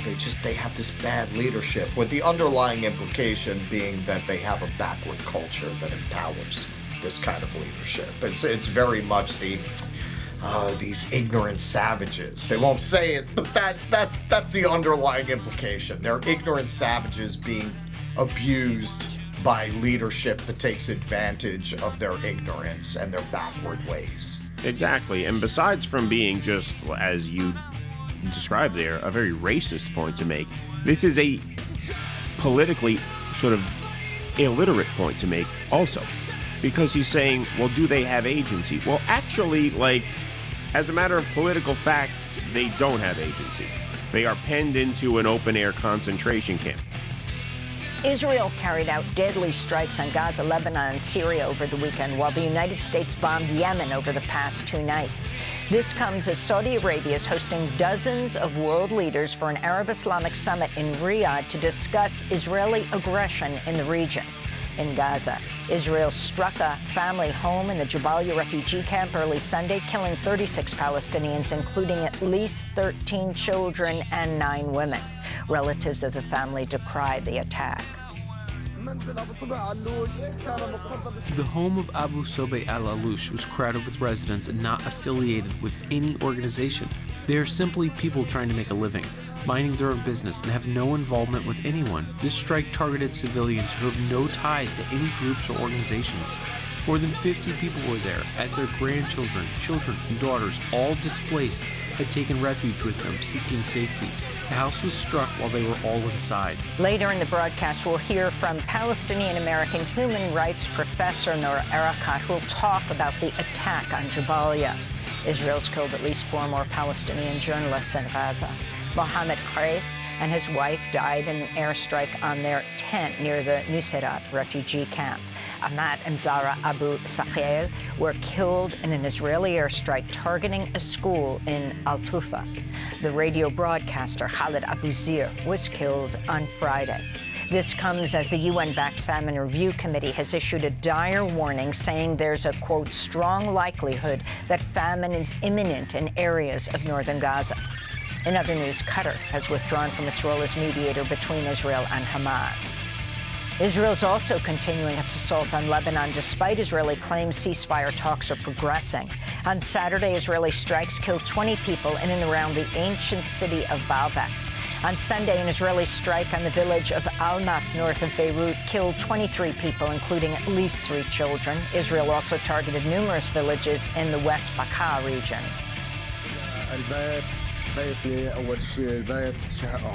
This is my house. I worked so hard my whole life to build it. No one helped me. I did it all by myself through hard work. To raise my family composed of 7 to 8 souls, and I'm still working actively. I found it all destroyed. I don't have in it any missiles to attack the Israelis. The enemy is a butcher with no pity nor mercy at all, even for children. We've been resistant since our childhood until the end of our lives. Lebanese state media reports at least 10 paramedics were also killed over the weekend as Israel continues to target Lebanon's health workers. Over the weekend, Russia and Ukraine launched major drone attacks against each other. Russia reportedly fired 145 drones, while Ukraine attacked Moscow with more than 30 drones. Russian attacks overnight killed 6 in southern Ukraine. Meanwhile, U.S. and Ukrainian officials say 50,000 Russian and North Korean troops are planning to launch a counteroffensive in western Russia to regain land seized by Ukraine. I know Democrats and liberals and Blue MAGA are going to get really triggered by this video because it's criticizing your queen, trigger warning. But if you don't want to see any criticism of Democrats, just scroll. I am not seeing nearly enough conversation about what happened yesterday on The View. Kamala Harris went on The View yesterday and said that she would put a Republican in her cabinet. And for those of you who don't understand, and a lot of you liberals should understand this because you spent the last week lecturing people on how stupid they are because they don't understand that it's Congress that controls the purse strings and they're the one that appropriates money. So you should know that when it comes to the president, one of the main things that they do have control over is foreign policy. Yes, Congress are the ones that pass bills. They're the ones that control the money. But when it comes to what the president has the most direct control over, you should be looking at where their foreign policy is because they can control a lot just from the executive branch. And by the way, when they really want something, they can often just go around Congress, like Biden did when he wanted to give even more money to the Israeli regime. Listen, I plan on having a Republican in my cabinet. You understand this? Yes. Right. Why are you bragging? What's the difference? Right. First, I like how she throws that shade at Biden. She's like, I don't let pride get in the way of a good idea. I'm like, some people. But really what bothers me about her saying that is that how come whenever it's about not being afraid to embrace an idea, it's always to the right? You know? Democrats are never like, you know what? I'm not afraid to step into the controversy of saying that I'm going to stand up for Medicare for all. It's never anything progressive. It's always, I'm not afraid to step into an uncomfortable position that might be unpopular, and I won't let pride get in the way, so I'm going to put a Republican in my cabinet. Do you understand the implications of that statement? Not only is it infuriating, because when was the last time you saw a Republican president be like, you know what, I really want to be bipartisan, so I'm going to put a lib in my cabinet. I'm going to put a Democrat in my cabinet. It never happens. Never happens. It would never happen. Republicans will barely win. They'll like eke out a win because of the Electoral College and won't even win the popular vote. And they'll be acting like they've got a fucking mandate on the whole country. They waltz in there with the most confidence being like, everybody loves us. Everyone wants us to govern in the most right-wing extreme way possible. And then Democrats will get elected with the popular vote and people will be telling them they want them to be progressive and they'll be like running as fast as they can to the right. Running as fast as they can to appease the Republicans. I don't know why you're bragging about this. We don't need Republicans in your administration for it to already be too fucking conservative. Because if she's gonna govern anything like Biden has, and I'll show you in a second where she makes clear that she's not going to do anything different, then you don't need a Republican in their name, because Biden, specifically when it comes to the executive branch and foreign policy, is already governing like a right-winger. It's going to be interesting to see how Blue MAGA libs try to defend this one, because one of the things that they're always yelling at people about is how we need to have Kamala Harris and Democrats in charge because the Republicans are so fucking dangerous to the country. I think Republicans are dangerous to the country. Do you? Because why do you want to have one in your fucking cabinet? And you know it's not going to be some moderate. Because you know who's embraced this campaign? The neocons. People like Bill Kristol, Liz Cheney, Dick Cheney. You're really going to say you wouldn't do anything different? Not on Gaza? Not on the Israeli regime? Not on the way he's handled Netanyahu? Not on the insane right-wing border policy that you basically just adapted from Trump? Not Ukraine? How about healthcare? You guys did nothing. Nothing. He promised a public option and healthcare wasn't even fucking discussed. And don't fucking come in here and be like, they protected the Affordable Care Act. Yeah, that was the bare minimum. That was the bare minimum. They were supposed to pass a public option that was never even discussed. What about minimum wage? You guys promised a $15 minimum wage, didn't do it. You wouldn't do that differently? Like, nothing? Blue MAGA libs, Democrats, liberals, I need you to come out and explain to me why this is acceptable. Because it's one thing to be like, oh, well, you know, we let people speak at the convention because we want to try to get moderates, which just means right-wingers. But you're going so far as to say you're going to put one in your cabinet, to make decisions for the country.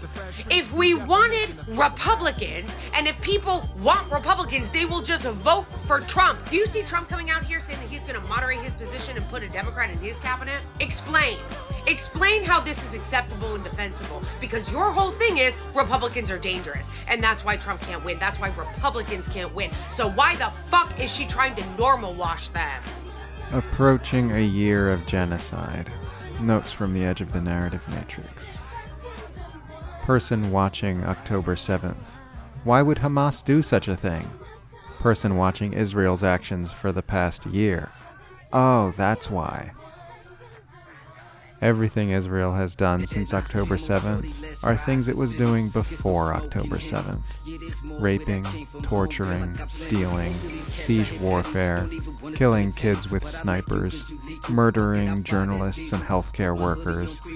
Israel's actions before and since October 7th show you why October 7th happened. I saw a quote by Chris Hedges from 2002, quote, "Children have been shot in other conflicts I have covered, but never before have I watched as soldiers enticed children like mice into a trap and murdered them for sport," end quote.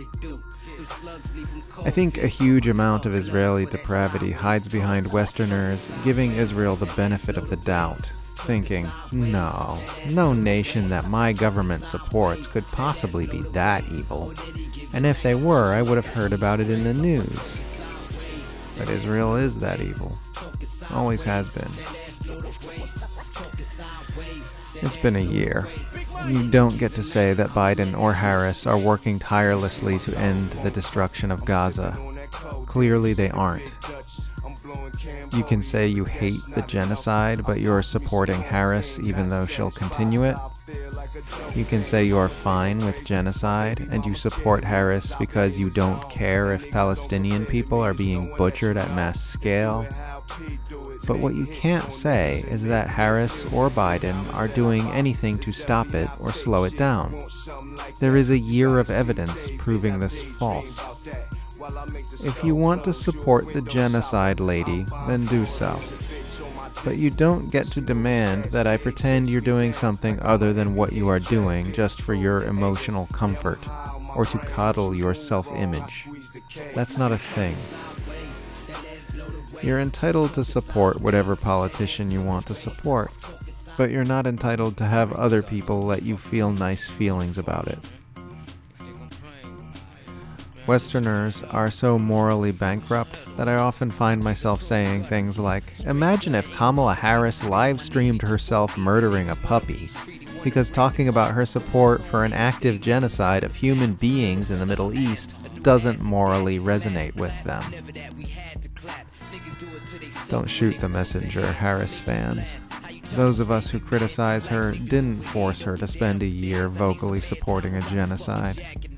We didn't force her to rule out an arms embargo and campaign on supporting Israel's right to defend itself. We're just saying what's happening. Trump and Harris both deserve hate, but they don't deserve any special amount of hate more than all the other managers of the U.S. centralized empire.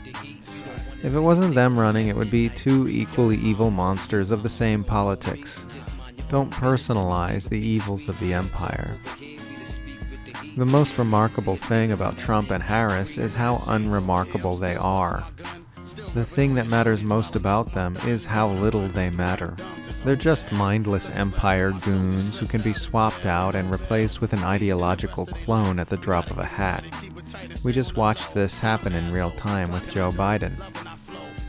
If you find yourself harboring any kind of special, seething personal hatred toward Trump or Harris as individuals, you're falling into the delusion that the evils you are seeing the empire inflict upon the world are caused by wicked individuals.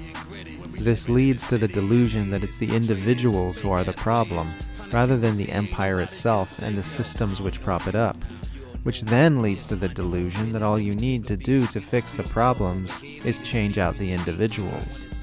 It doesn't work that way. The candidates aren't the problem. The presidents aren't the problem. The empire itself is the problem. Israel continues to bomb the Gaza Strip, with reports of nearly 24 Palestinians killed since dawn. This follows an Israeli attack Thursday in a school-turned-shelter in Gaza City's Shati refugee camp that killed at least 12 Palestinians and wounded 30 others. Survivors said the bombing came without warning. We were baking bread, and our children were sitting around us, and we were at the bottom, and we saw nobody, and the floor shook. The bomb hit, and all the tents were destroyed. People ran. Some people were martyred on the floor. Rubble fell on us, and people were torn to pieces. Where is the humanity? Where is the rest of the world? Where is the mercy? We have never seen any nation waging war on children. I am 65 years old, and I've never seen any nation waging war on children.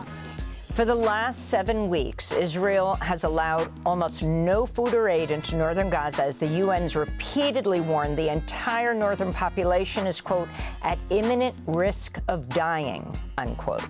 Meanwhile, the United Nations Human Rights Office reports nearly 70% of the more than 43,000 Palestinians killed by Israel over the last 13 months are women and children. That number is expected to be an undercount. On Thursday, Israel's military said it had secured 25 next-generation F-15 fighter jets from Boeing. The $5.2 billion deal is part of a larger U.S. funding package to Israel approved by Congress and provided by the Biden-Harris administration. Many Gaza residents fear Donald Trump's election won't bring an end to the flow of weapons that have laid waste to much of Gaza. Israel's military is continuing deadly attacks on southern Lebanon, including an airstrike on Sidon that killed 3 civilians while wounding 5 United Nations peacekeepers. A separate strike Thursday in eastern Bekaa Valley destroyed the historic Al-Manshia building, an Ottoman-era structure just yards away from the Roman temples of Baalbek, a UNESCO World Heritage Site. Israeli attacks on Lebanon have killed over 3,100 people. Turning people into involuntary suicide bombers to fight terrorism. Israel just turned thousands of Lebanese people into involuntary suicide bombers in the name of fighting terrorism. At least 9 people have been killed and thousands injured in an attack in Lebanon which reportedly involved pagers packed with explosives being remotely detonated around the country, often in civilian areas. An 8-year-old girl is reportedly among the dead. According to the New York Times, unnamed officials from the U.S. and elsewhere are saying that Israel planted the explosive materials in the pagers before they reached Lebanon after Hezbollah ordered them from a Taiwanese manufacturer. The U.S. is denying any foreknowledge of the attack, but that's what they always do. We are always asked to believe that the US never knew anything about attacks conducted by nations like Israel and Ukraine until after they read about it in the news, and that their massive intelligence cartel and sprawling surveillance networks never pick up any information and exist for no reason. This was a terror attack by any possible definition.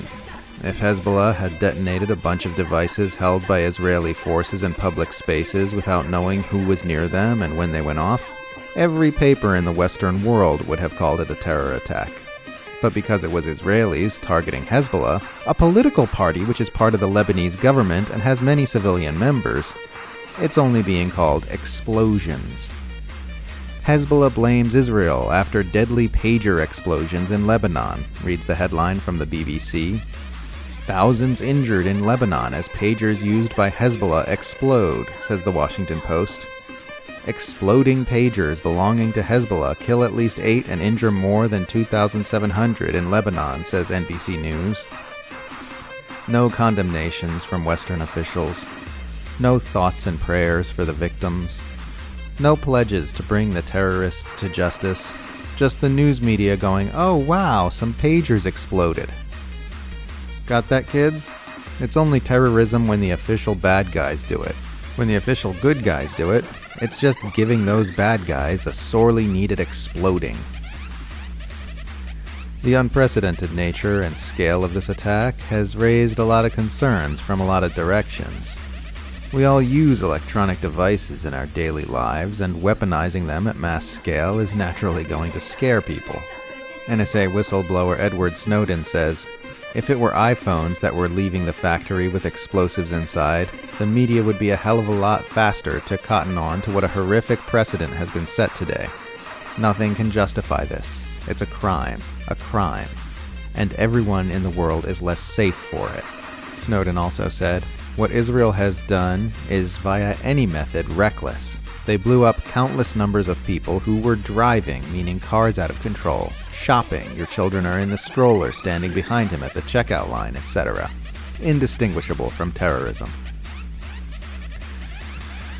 And what strikes me, watching all this, is how gratuitously creepy it is. Israel is so creepy. Everyone already sees them as rapey, genocidal baby killers, and then they have to go and commit this weird terror attack in the creepiest way possible and freak everyone out to no clear and meaningful strategic gain. They're so creepy they can't stop themselves from always choosing the creepiest course of action. Israel is gross.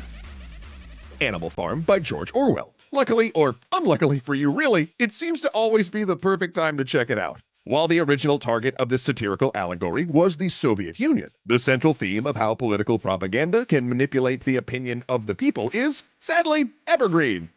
Animal Farm's structure eschews the concept of main character, focusing instead on how the story's events impact the whole population of farm animals. Furthermore, each character in Animal Farm serves as a symbol. For example, Napoleon, the brutal leader of the farm, represents Joseph Stalin, while Boxer, the self-sacrificing horse, stands for the Russian laborers. And while each species of animals illustrates a different group of humans, Orwell's sympathy is clearly with the oppressed animals, only a few of whom survive till the end. But you know what? I'm getting ahead of myself. Let's start at the beginning. You are Benjamin, an old, cynical donkey. And if life at Manor Farm has taught you anything, it's that life is pretty awful.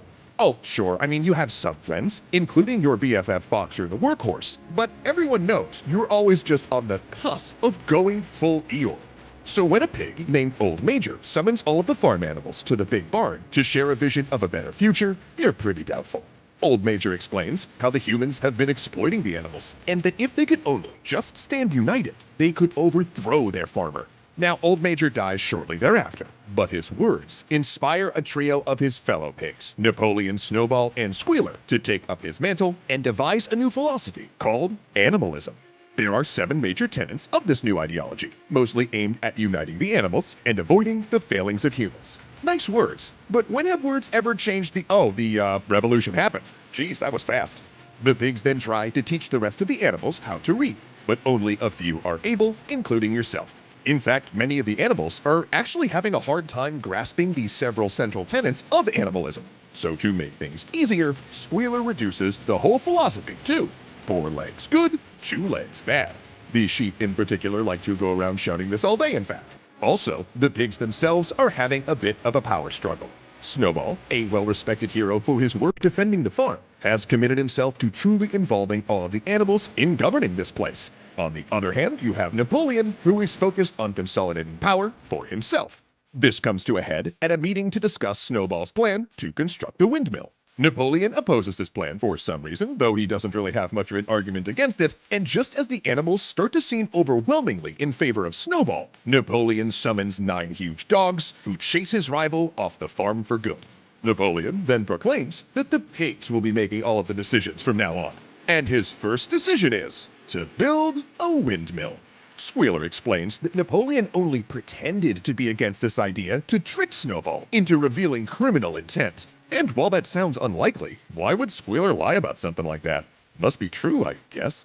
Though eventually, Squealer just blatantly rewrites the history of the revolution, recasting Snowball as a traitorous villain. Now, you, of course, remember the truth, but decide not to get involved. You don't believe it would make any difference. Everything's just going to keep being awful, no matter what. On your farm. You watch as your rations dwindle over time, but then hear Squealer report that the rations are increasing. You then note that the pigs have started to break some of the rules of animalism, but Squealer convinces everyone that the pigs deserve special treatment. And whenever things go especially bad, Squealer reports that it's not because of Napoleon's gross mismanagement. Oh, heavens no. It's actually because Snowball is sabotaging the farm. And when some of the animals protest the hypocrisy, Napoleon simply releases the dogs on them, killing a chunk of the population. You then note that some of the rules painted on the barn of animalism have now been altered in the pig's favor, though the other animals again assume that it's just their own faulty memory, even when they catch Squealer in the act of adding some new words to the tenets. Then one day, Boxer the horse, who has worked harder than anyone else in support of animalism, collapses. The pigs report he's been sent to a doctor, but you watch in horror as the truck that is clearly labeled Glue Factory takes him away. You cry out to warn him, but it's too late. Your friend is gone. Later, Squealer insists that Boxer died peacefully in the hospital, but you know the truth. You become, if anything, even more cynical, which turns out to be completely justified, as one day, all of the animals look on in horror as Squealer and Napoleon come walking in on 2 legs and wearing clothes. The sheep start bleating a new phrase, 4 legs good, 2 legs better. And the 7 rules have been replaced with the phrase, all animals are equal, but some animals are more equal than others. And the pigs now look exactly like the humans. You were right all along. Things have continued to go on as they always had. Badly.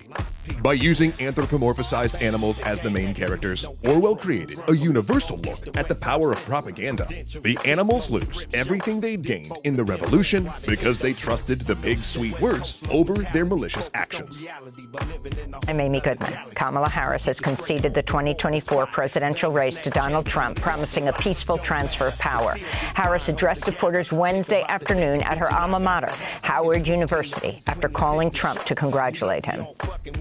Special counsel Jack Smith is reportedly preparing to wind down his 2 federal criminal cases against Donald Trump in line with Justice Department policy that shields a sitting president from prosecution. Smith charged Trump with election subversion and illegally retaining classified documents. During campaigning, Trump said he would fire Smith within 2 seconds if he was reelected. The Israeli military says Palestinians from northern Gaza will not be allowed to return to their homes, effectively admitting to ethnically cleansing the region. A military official said any future aid to Gaza would only be allowed to enter through the south, but not the north, where there are, quote, no more civilians left, unquote. UNRWA spokesperson Louise Wateridge posted a harrowing video from northern Gaza showing its utter decimation. Wateridge wrote, quote, no matter from what direction you enter, homes, hospitals, schools, health clinics, mosques, apartments, restaurants, all completely flattened. An entire society now a graveyard, unquote. This comes as the head of UNRWA warned once again the agency will collapse, quote, without intervention by member states. Reuters reports the UN suggested in a letter to Israel that replacing the aid provided by UNRWA would become Israel's responsibility after it recently cut ties with the UN agency. Meanwhile, the World Health Organization resumed large-scale medical evacuations Wednesday, moving over 100 critical patients out of Gaza. Fewer than 300 patients had been able to leave Gaza since Israel blocked the Rafah crossing in May. The WHO estimates up to 14,000 Palestinians are in need of urgent medical evacuation from Gaza. Israeli attacks on Gaza have killed at least 27 Palestinians since the day started, including at least 3 children in Rafah. In Lebanon, residents of Beirut woke up to smoke-filled skies this morning after a night of Israeli bombardment targeting the capital's southern neighborhoods. This followed deadly Israeli strikes on the eastern Bekaa Valley and the city of Baalbek, which killed at least 40 people and wounded 50 on Wednesday. Hezbollah said it launched a series of attack drones at the Bilu military base south of Tel Aviv in response to the latest attacks. Lebanese residents of Beirut continue to condemn Israel's escalating assault on Lebanon. This is a savage, predatory enemy that destroys homes, kills people, and kills civilization. It cannot defeat the Hezbollah party. It cannot defeat them with destroying civilizations, with destroying homes, with anything. It cannot defeat them. And I say to Hezbollah, do not stop. Do not stop resisting this enemy. I mean, what is taken away by force must return by force too. Meanwhile, Lebanon has filed a complaint at the UN's International Labor Organization over Israel's September terror attack, in which 4,000 people were killed or wounded when their pagers suddenly exploded across Lebanon. Russia ratified a mutual defense pact with North Korea Wednesday, solidifying the military alliance between Moscow and Pyongyang. This comes as Ukrainian President Volodymyr Zelensky warned of a, quote, new chapter of instability after revealing his troops fought North Korean soldiers on the battlefield for the first time. The combat reportedly took place earlier this week in Russia's Kursk region, though South Korea downplayed the encounter, labeling it an incident involving a small number of fighters. Ukraine says some 11,000 North Korean soldiers are now stationed in Kursk, where Ukraine launched a surprise counter-invasion in August. Watch the tapes. Watch that crowd that told Colin Kaepernick he can't kneel during a football game, try to beat a police officer to death with an American flag. Look at that shit. Take that nigga lesson. Take this nigga lesson. What was Edward Snowden talking about? Who is the terrorist now that they're looking for? It's you, not me. Not my black Muslim ass, it's you. Who are they militarizing the police for? They didn't call the National Guard on my black ass. It's you.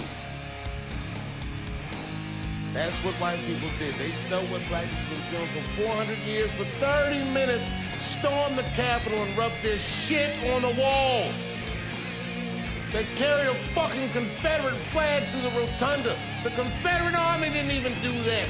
Motherfuckers, you went very far. You know, Africa has 54 countries. Yep. So why is it that on the map, it looks very small? It is the victim of the Mercator projection. In 5007, Gerardus Mercator, he fixed this problem. He tried to make navigational lines straight, but there was a twist.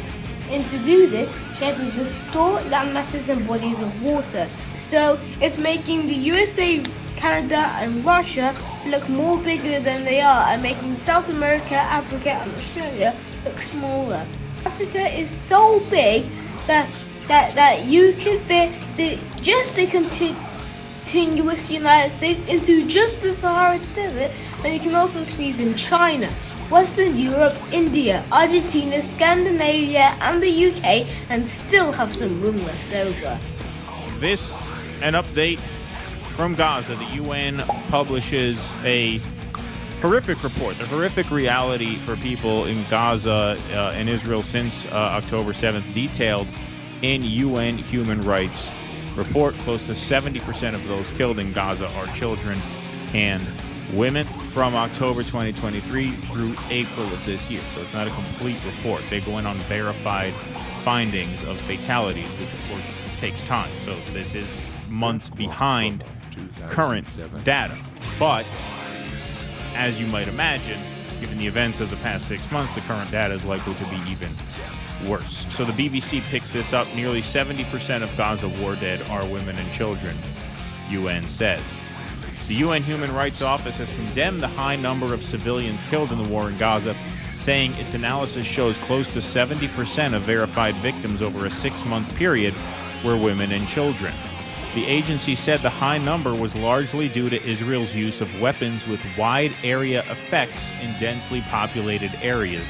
The UN agency said it verified the details of 8,119 people killed in Gaza from November 2023 to April 2024.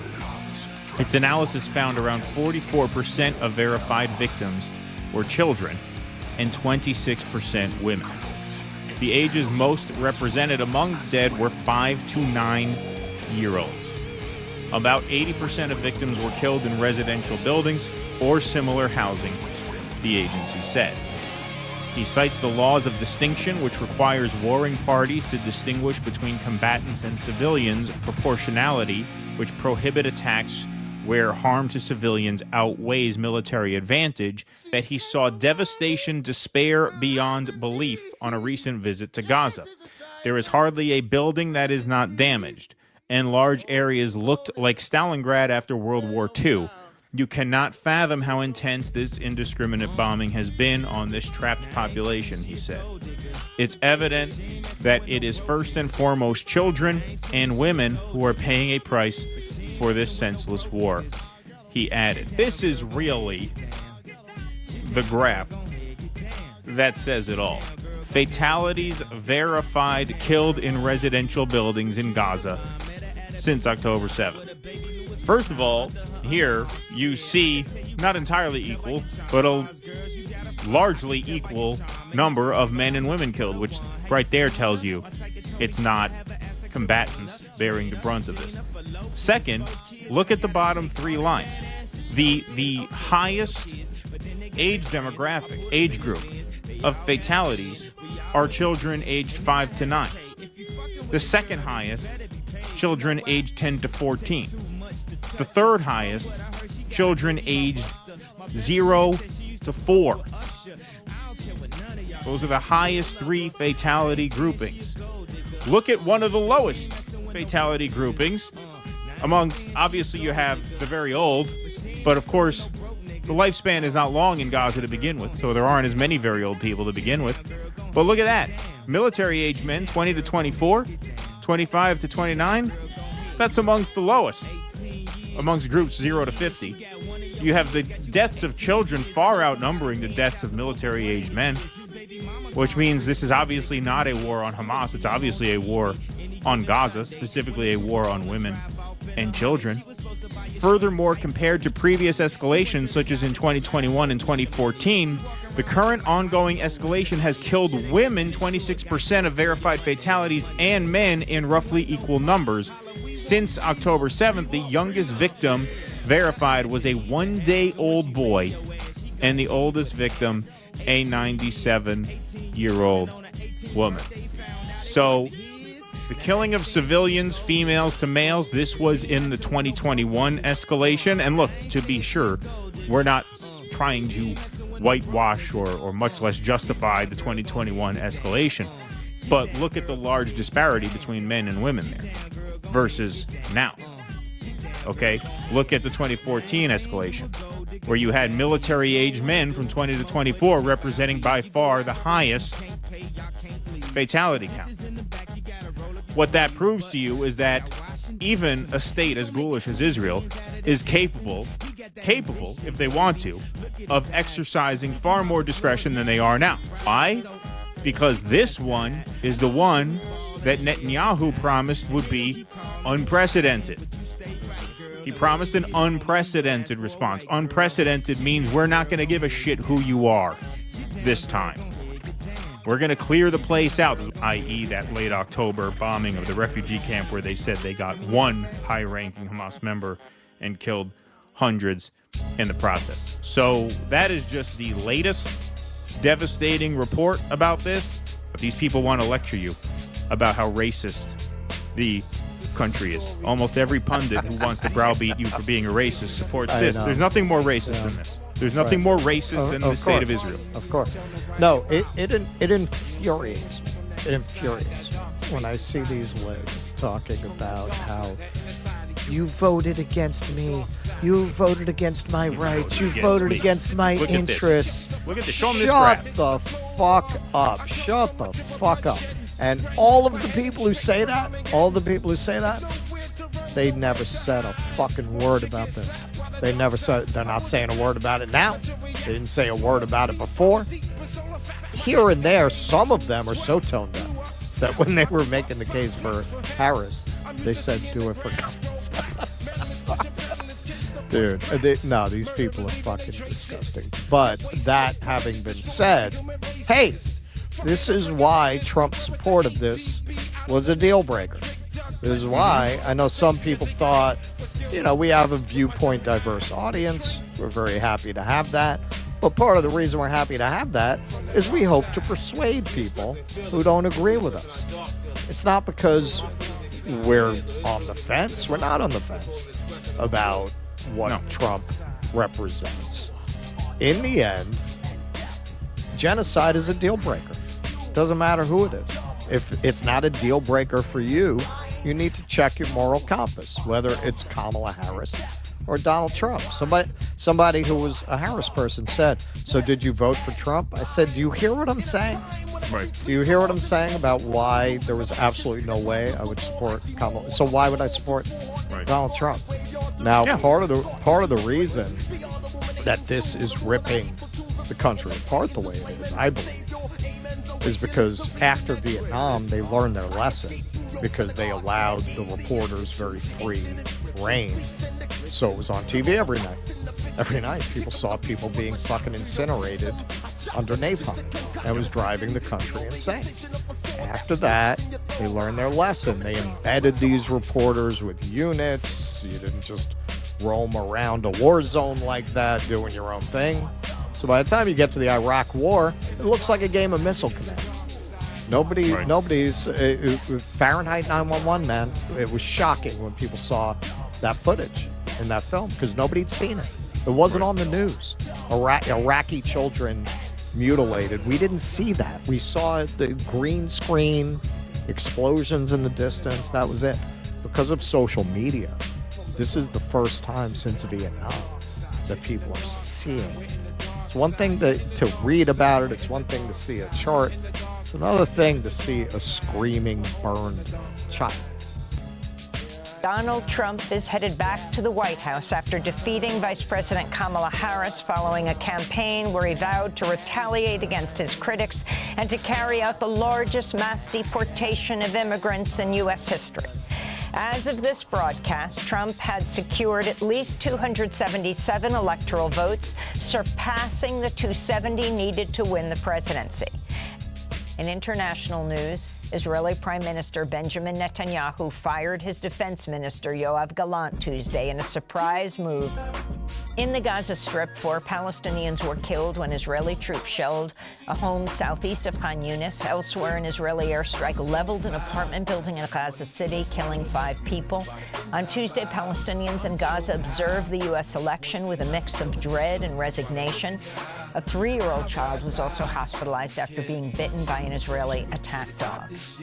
Israel's military is continuing its assault on towns and villages in southern Lebanon, where on Tuesday at least 20 people were killed and more than a dozen others wounded when an Israeli airstrike tore through a high-rise apartment building in the coastal town of Barja, south of Beirut. The attack came without warning. Resident Musa Zahan showed reporters the twisted wreckage of his home after he narrowly survived the attack, which left his young son and wife hospitalized when their home collapsed around them. Biden's legacy is genocide, war, and nuclear brinkmanship. That's all anyone should talk about when this psychopath finally dies. I don't see Israel as a Jewish state. It's a type. The Israeli type is not the type I grew up with as a Jew. Can you imagine the pride Jews took in the fact that the four great figures of the modern world, Einstein, Freud, Marx, and some would include Jesus, were Jewish? We surged with pride at that fact. The life of the mind loomed large, being Jewish. Lining up along a perimeter fence and targeting double amputees, sorry, that has nothing to do with a Jew or Jews as I grew up understanding that notion. So I don't feel Israel as a Jewish state. I don't. I think it's a lunatic state. Hezbollah will fire the rockets back because Israel wins in the air war, a no-brainer, but Israel loses in the ground war. The Israelis do not want to fight hand-to-hand combat with the party of God. As you know, yesterday, first day of the ground invasion, 8 Israeli soldiers were killed. If it goes on like this, it will be a total catastrophe for Israel because they are fighters. Israel is very good at playing video games, sitting behind a computer and killing people. For real, not just virtually. They're very good at that. They're the best mass murderers out there, for sure. But actual combat, that's not their game. Bad idea. Relied too much on Roe. 6. Campaign shaming black men. Oh, this was the kicker. Barack Obama comes out there and shames black men and says the problem is with you brothers. And if it wasn't him, it was people that were surrogates of the campaign that were shaming black men. But what made it bad for Kamala is when she was questioned about what Barack Obama said to black men, she didn't push back. She didn't push back. She tried to change the subject. You cannot sit up there and shame your own base. This is an easy one. Like, do you guys remember Bernie Sanders shaming his own base? Do you guys see Donald Trump shaming his own base? Why would you? The best thing for Kamala Harris to have done at that point in time is to say, I respectfully disagree with what Barack Obama has said. You can also add some data to show that like black men overperform when it comes to voting for Democrat presidential candidates when compared to any other male demographic. You couldn't even do that. So the Democratic Party, this whole idea of shaming black men and now they're trying to shame Latino men and all this doesn't make people want to come home to you. If I know every night I walk through the door, you're going to scream and yell at me, I don't want to come home to you. I might just get in the car and just go for a drive. I don't want to come home to you. So what is this? Bad idea. Shaming black men. That was another reason why I think Kamala Harris lost. And then there is number 7. And this was probably the worst of the worst of the worst. Hillary Clinton. All right, y'all. It is time. It is time. I'm now going to give you my official prediction for the 2024 election. So before I get into some maps for you, and I got them lined up here, let me first play for you. This is a Harry Ensign clip on CNN from a few days back. And we covered on Crystal Kyle and Friends the bull case for Trump. And this is now the bull case for Kamala. So let's watch this, and then I will get into the maps. And I don't know, some of my maps here might surprise you a little bit. Here we go. Harris, simply put, is more popular than Donald Trump. Her net favorable rating is higher than Trump. She's at -2. Trump's at -7. I went all the way back since 1956 and looked at the poll. Does the more popular candidate usually win? The answer is absolutely yes. 16 times the more popular candidate has won. Only 1 time the less popular candidate has won. I will note that was Donald Trump back in 2016. But of course, remember, Hillary Clinton was quite unpopular herself. But the bottom line is this. Kamala Harris has been consistently more popular in the polls than Donald Trump is. She's consistently had a higher net favorable rating than Donald Trump. And normally, usually, the candidate who's more popular goes on to win on election day. Before we go any further, let me stress that point for you. Kamala Harris is not a little bit more popular than Trump. She is a lot more popular than Trump. And look, he lays out the counter-argument. The counter-argument is, okay, well, who was that one candidate who was more unpopular who ended up winning? It was Donald Trump. He beat Hillary Clinton when he was a little bit more unpopular than Hillary Clinton. However, the margin was tiny. The margin was tiny. There was like maybe a 3 or 4 point difference in terms of favorability or likability, or popularity, right? With Kamala, she is consistently double digits more popular than Trump. Double digits. I'm going to show you 3 maps, okay? The first one is my most bearish on Kamala. And in other words, my most bullish on Trump. Ready? So this is the first map. Sort of like a worst case scenario for Kamala or best case scenario for Trump. Here we go. In a worst case scenario for Kamala, best case scenario for Trump map, I still have Kamala winning. 276 electoral votes. 276 electoral votes. But here's the thing, again, even in the best case scenario map for Trump, I have him losing the blue wall states, right? I have him losing these states. I have him losing Michigan and Pennsylvania and Wisconsin. I don't see an argument. Based on the polling, based on all the data we've seen so far, I don't see an argument for him grabbing any of these states. This is what I would say is my most realistic map, right? My most likely to be close map, okay? This one is Kamala 319, Trump 219. Democrats 319, Republicans 219, okay? With this map, this is probably the one I lean most towards, okay? You have Kamala wins Nevada, Kamala wins Arizona, Kamala wins Georgia, Kamala wins North Carolina, Kamala wins Pennsylvania, and the blue wall state. So this is basically Kamala winning, like, all of the swing states. Kamala 319, probably the one that is most quote-unquote realistic, right? Now let's go to my bullish for Kamala map. Bullish for Kamala map, y'all. Bullish for Kamala map, y'all. Bullish for Kamala map. You ready? In this map, she wins not only every single swing state, I also gave her Iowa, and I gave her Florida. This boy done lost his mind, y'all. Did I lose my mind? Did I lose my mind? We're gonna find out, right? So this is best case scenario for Kamala. She wins Pennsylvania, she wins all the blue wall states, she wins North Carolina, Georgia, she wins Arizona, Nevada, and she shocks the world by winning Iowa and winning Florida. Florida is not supposed to be a swing state. It's not. But there have been some polls now that have come out of there that are like Kamala down 5, Kamala down 3. This is like the ultimate test of, is there a sleeper Kamala vote theory? Palestinian medical sources say at least 70 people were killed by Israeli attacks on the Gaza Strip over the last 24 hours. At least 20 people were killed in the besieged northern town of Beit Lahia when an Israeli airstrike ripped through 2 homes. Meanwhile, Israeli soldiers have withdrawn from the Kamal Adlan hospital after raiding it for a second day in a row. The hospital had already been operating with a skeleton crew after Israeli forces last week detained dozens of medical workers there.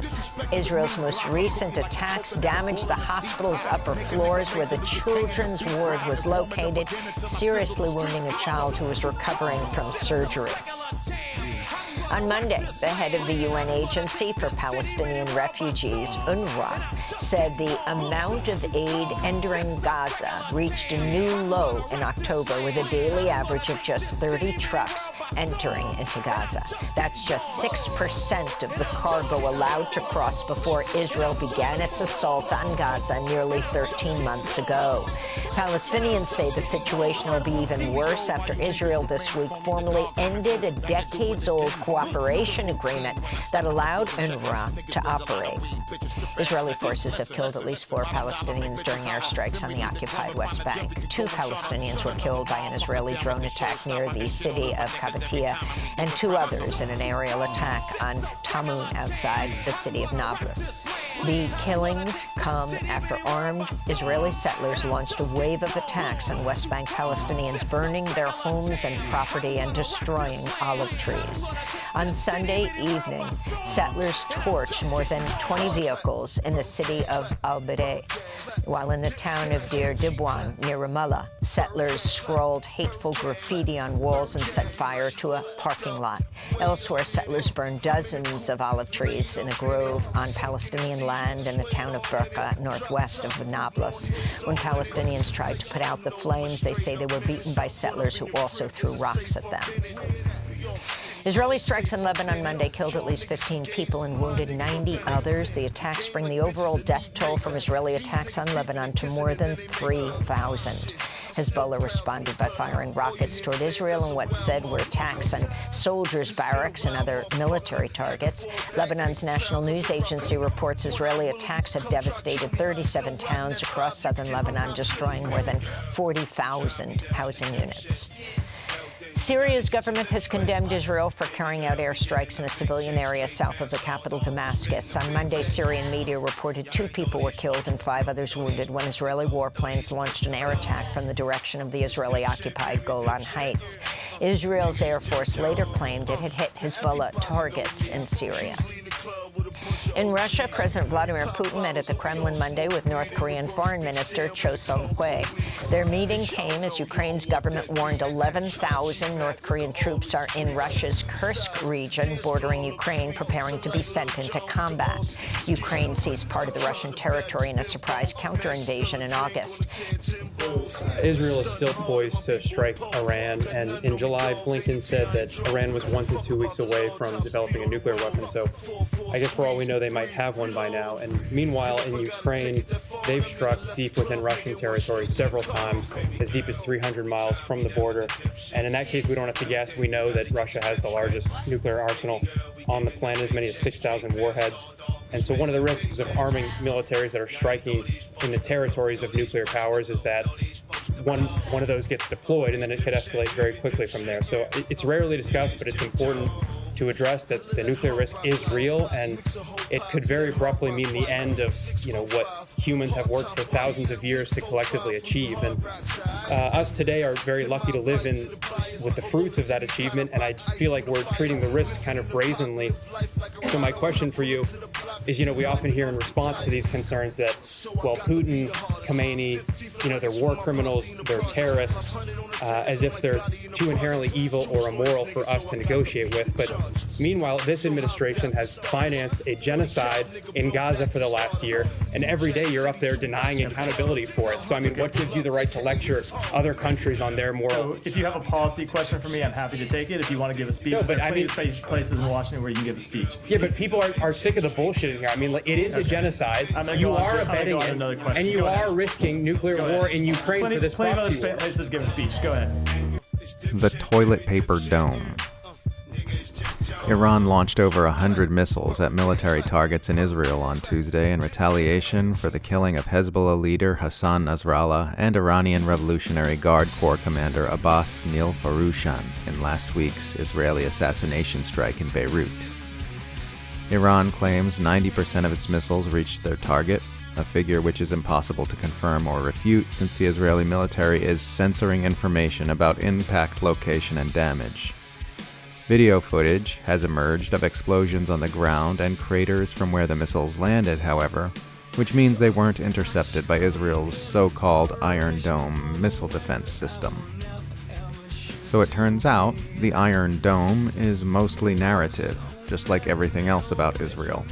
The aura of imperviousness that Israel works so hard to convey to both its enemies and its citizenry has been punched full of craters as the world is shown evidence that Israel's defenses are only good against the homemade rockets used by Palestinian resistance fighters. Iran has demonstrated in no uncertain terms that it has the ability to hurt Israel if it wants to. U.S. National Security Advisor Jake Sullivan says the U.S. will be working with Israel to make sure Iran faces severe consequences for its strikes. So it looks like this could get ugly. Western officials are predictably denouncing the Iranian strike as a dangerous escalation, Having had nothing to say about any of the horrific Western-backed escalations which led to this point, like the year-long mass atrocity in Gaza, the invasion of Lebanon, or Israel's constant assassination strikes in neighboring nations. After talking about the Iranian attack as a brazen and unacceptable escalation, State Department spokesman Matthew Miller was asked by the press if he considered anything Israel has done in the past 3 weeks escalatory. Miller ridiculously refused to acknowledge any escalatory behavior on Israel's part, saying instead that Israel had merely, quote, done things to expand the conflict in order to fight terrorism. We've been seeing similarly bizarre linguistic gymnastics from the mainstream press since Israel began its invasion of Lebanon, with the mass media instead using phrases like raids, ground offensive, ground operation, and Israel enters Lebanon in its headlines in order to avoid the word invasion. This is the same media class that used to ridicule Russia for calling its invasion of Ukraine a special military operation. That's right, kids. Iran's attacks escalate. Israel's attacks expand the conflict. Lebanon's attacks are terrorism. Israel's attacks are self-defense. Russia launched an invasion. Israel launched a limited ground operation. Destroying Gaza is a response to October 7th. October 7th was unprovoked. When their guys do it, it's bad. When our guys do it, it's cool. Hypocrisy runs rife throughout the Western Empire because the Western Empire is not what it pretends to be. It pretends to stand for peace and stability when it really stands for war and domination. It pretends to stand for human rights when it really stands for tyranny and abuse. It pretends to stand for truth and justice when it really stands for lies and propaganda. This is the dystopia we were born into, and it's got us on a trajectory towards somewhere very bad. Buckle up. I'm Jeremy Lafredo for the Gray Zone in Israel, where last night Iran fired over 200 ballistic missiles in retaliation for the assassinations of Lebanese and Iranian political and military leadership. Since the missile strikes, Israeli authorities have attempted to downplay the significance of the attacks, censor the locations of missile impacts from media publication, and claim that Iran was targeting Israeli civilians. What I saw today, here in Israel, is clear evidence that Iran was targeting the same Israeli intelligence and military infrastructure that's been used over the past year to carry out brutal assassinations and attacks.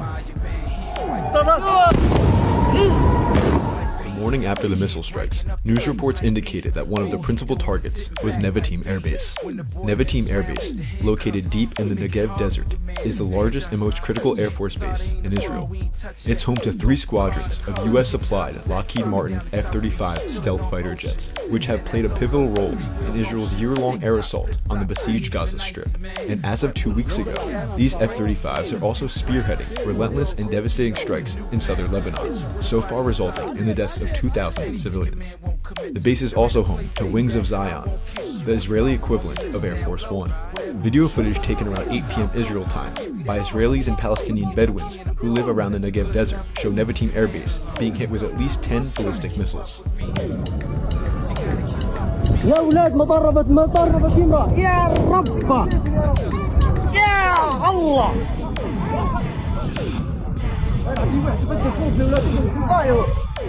I drove 70 miles south to the highly sensitive Air Force installation, aiming to document the underreported and potentially embarrassing destruction. As I approached the military base, F-35 fighter jets were vertically landing at the base, in all likelihood on their way back from killing, 30 miles away in Gaza or 100 miles away in Lebanon. The road was separated from the base by more than a mile of desert and miles of steel fencing, so seeing any destruction was impossible. In the Negev Desert, there are 46 Palestinian Bedouin villages. 80% of these villages are, quote, unrecognized by Israel and face constant demolition orders on any permanent or semi-permanent structure, resulting in most of their homes and buildings being built with light material like plywood or sheet metal. I went village to village asking about the missile strikes. Most Bedouins were suspicious of me, but 2 young men who told me the explosions scared their wives and children claimed they knew where a missile had fallen. They led me there, but they were unwilling to appear on camera due to concerns for their safety.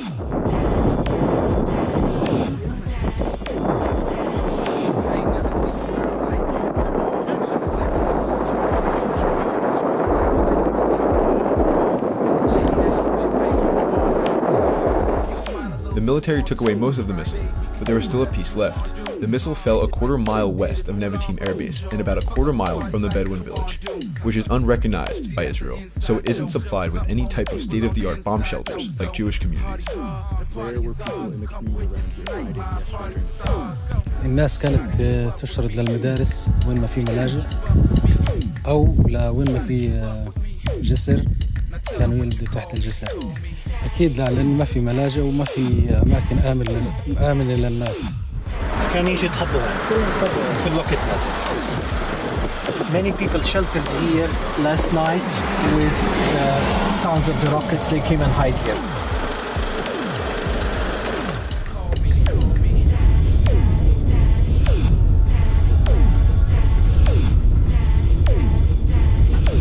As night fell, I headed to the heart of Israel's military and intelligence operations, Tel Aviv.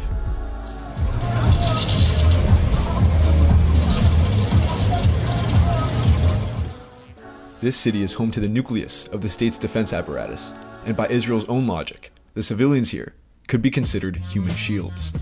At the center of this high-density urban area lies the headquarters of Mossad, Israel's intelligence agency, where covert operations, assassinations, espionage, and blackmail plots are devised against state enemies. It's not just that schools or hospitals are nearby.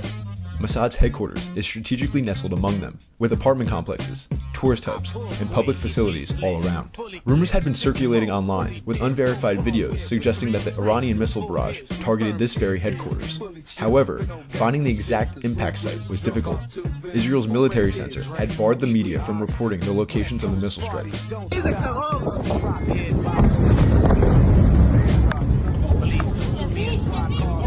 Using visual clues from footage circulating online, I set out to locate where the missile may have landed.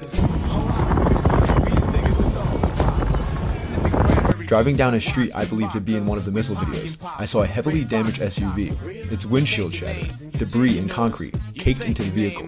Further down, the scene unfolded. Destroyed vehicles, torn up asphalt, and a massive crater, roughly 30 feet wide, recently filled in with dirt.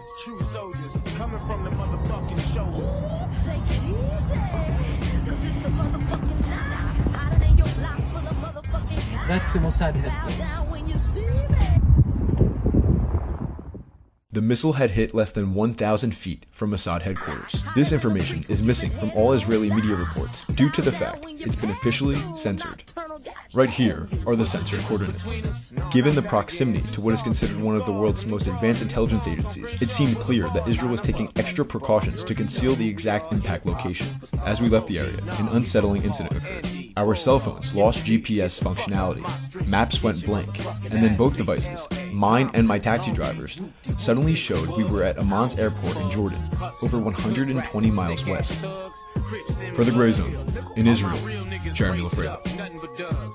On October 8th, 7:55 p.m., Andre X on Twitter says, "Today I was beaten, kidnapped, and blindfolded and taken to a military base by the Israeli occupation forces, together with 4 other journalists. 2 of us were held for 11 hours without charges. My phone was confiscated, stolen, and 1 of us is still in custody. Full story soon." Max Blumenthal then tweets out the following morning, "I've just learned that Jeremy Lafredo was among the journalists arrested by the Israeli military and is still in jail. His phone has been confiscated. That's all I'm able to say for now." So Jeremy Lafredo has been covering Israel on the ground for quite some time. He had a viral video about Israelis blocking aid into Gaza. That was about probably 6 months ago, I want to say, that was aired. And now he is one of these 4 journalists who was detained, and as of this stream, to my knowledge, unless something broke while we were on the air, he has not been released. Wyatt Reed, also from the Gray Zone, says it's been over 24 hours since the Gray Zone's Jeremy Lafredo was among 4 journalists beaten, blindfolded, and taken to an Israeli military base. The other 3 were released. Jeremy remains in Israeli custody. His phone has been seized. More info to come. So we're waiting on more info here. Here's DD Geopolitics, who quotes that. There's a picture of Jeremy there. Now, this was posted on October 6th. While on the ground in Israel, I was able to track down the impact sites of Iranian missiles on key Israeli military and intelligence installations including Nevatim Air Base and Mossad headquarters, despite the Israeli military censor's official ban on publishing the locations. For those listening on audio, that was Jeremy's own tweet along with a video that he published to Twitter and on the Gray Zone's YouTube channel. Now, when he talks about an official ban on publishing the locations, he's talking about the locations of the missile landing. Israel didn't want the public to know the coordinates of where the missiles landed, ostensibly, and I tend to buy into this, that they did not want it to seem as if the missiles were intended to strike military targets. They wanted to make it seem like they were intended to hit civilian areas. The locations of the Nevatim Air Base and Mossad headquarters are publicly known. In the video that he puts out here, we're going to show a piece of this. The cab driver points to the Mossad headquarters, so that's obviously common knowledge in Tel Aviv. And the Nevatim Air Base is on Google Maps. If you just do a Google search of the air base, the maps come up with the exact coordinates of its location. So he didn't reveal top secret locations. He revealed where the missiles landed. That's weird.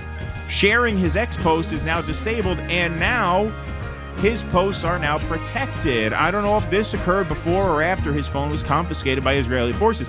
Hey, I thought big free speech warrior Elon Musk didn't comply with foreign countries' censorship demands. I thought he's a big man standing up for free speech, because America is not subject to Israeli censorship rules. We are allowed to speak freely here. We have a First Amendment here. So why is free speech warrior Elon Musk honoring Israeli censorship requests by protecting the posts and preventing the shares of an American journalist? That seems out of character for such a free speech warrior like Elon Musk, does it not? Breaking, so this is Matt Orfala's outlet here. Breaking, American journalist arrested after reporting censored news in Israel. So the location of Mossad headquarters, Orfala writes, is no secret, but Israel seeks to keep missile impact locations hidden and bans the publication of such information. Times of Israel reports the exact locations of such impacts and damage are barred from publication by the IDF censor, according to their own paper of record there. Lafredo's report states Israel's intention is to downplay the significance of the attacks and claim Iran was targeting civilians. Absolutely. At the end of his report, Lafredo documents details that suggest his phone was hacked. As Lafredo left the missile impact site near Mossad headquarters, his phone and his cab driver's phone both lost GPS functionality, went blank, and then placed their geolocations in another country. They talk about lack of freedom of the press in China, lack of freedom in North Korea. Well, we pay these guys, and they're taking, with absolute no consideration that they're American citizens, detained and beat American citizens.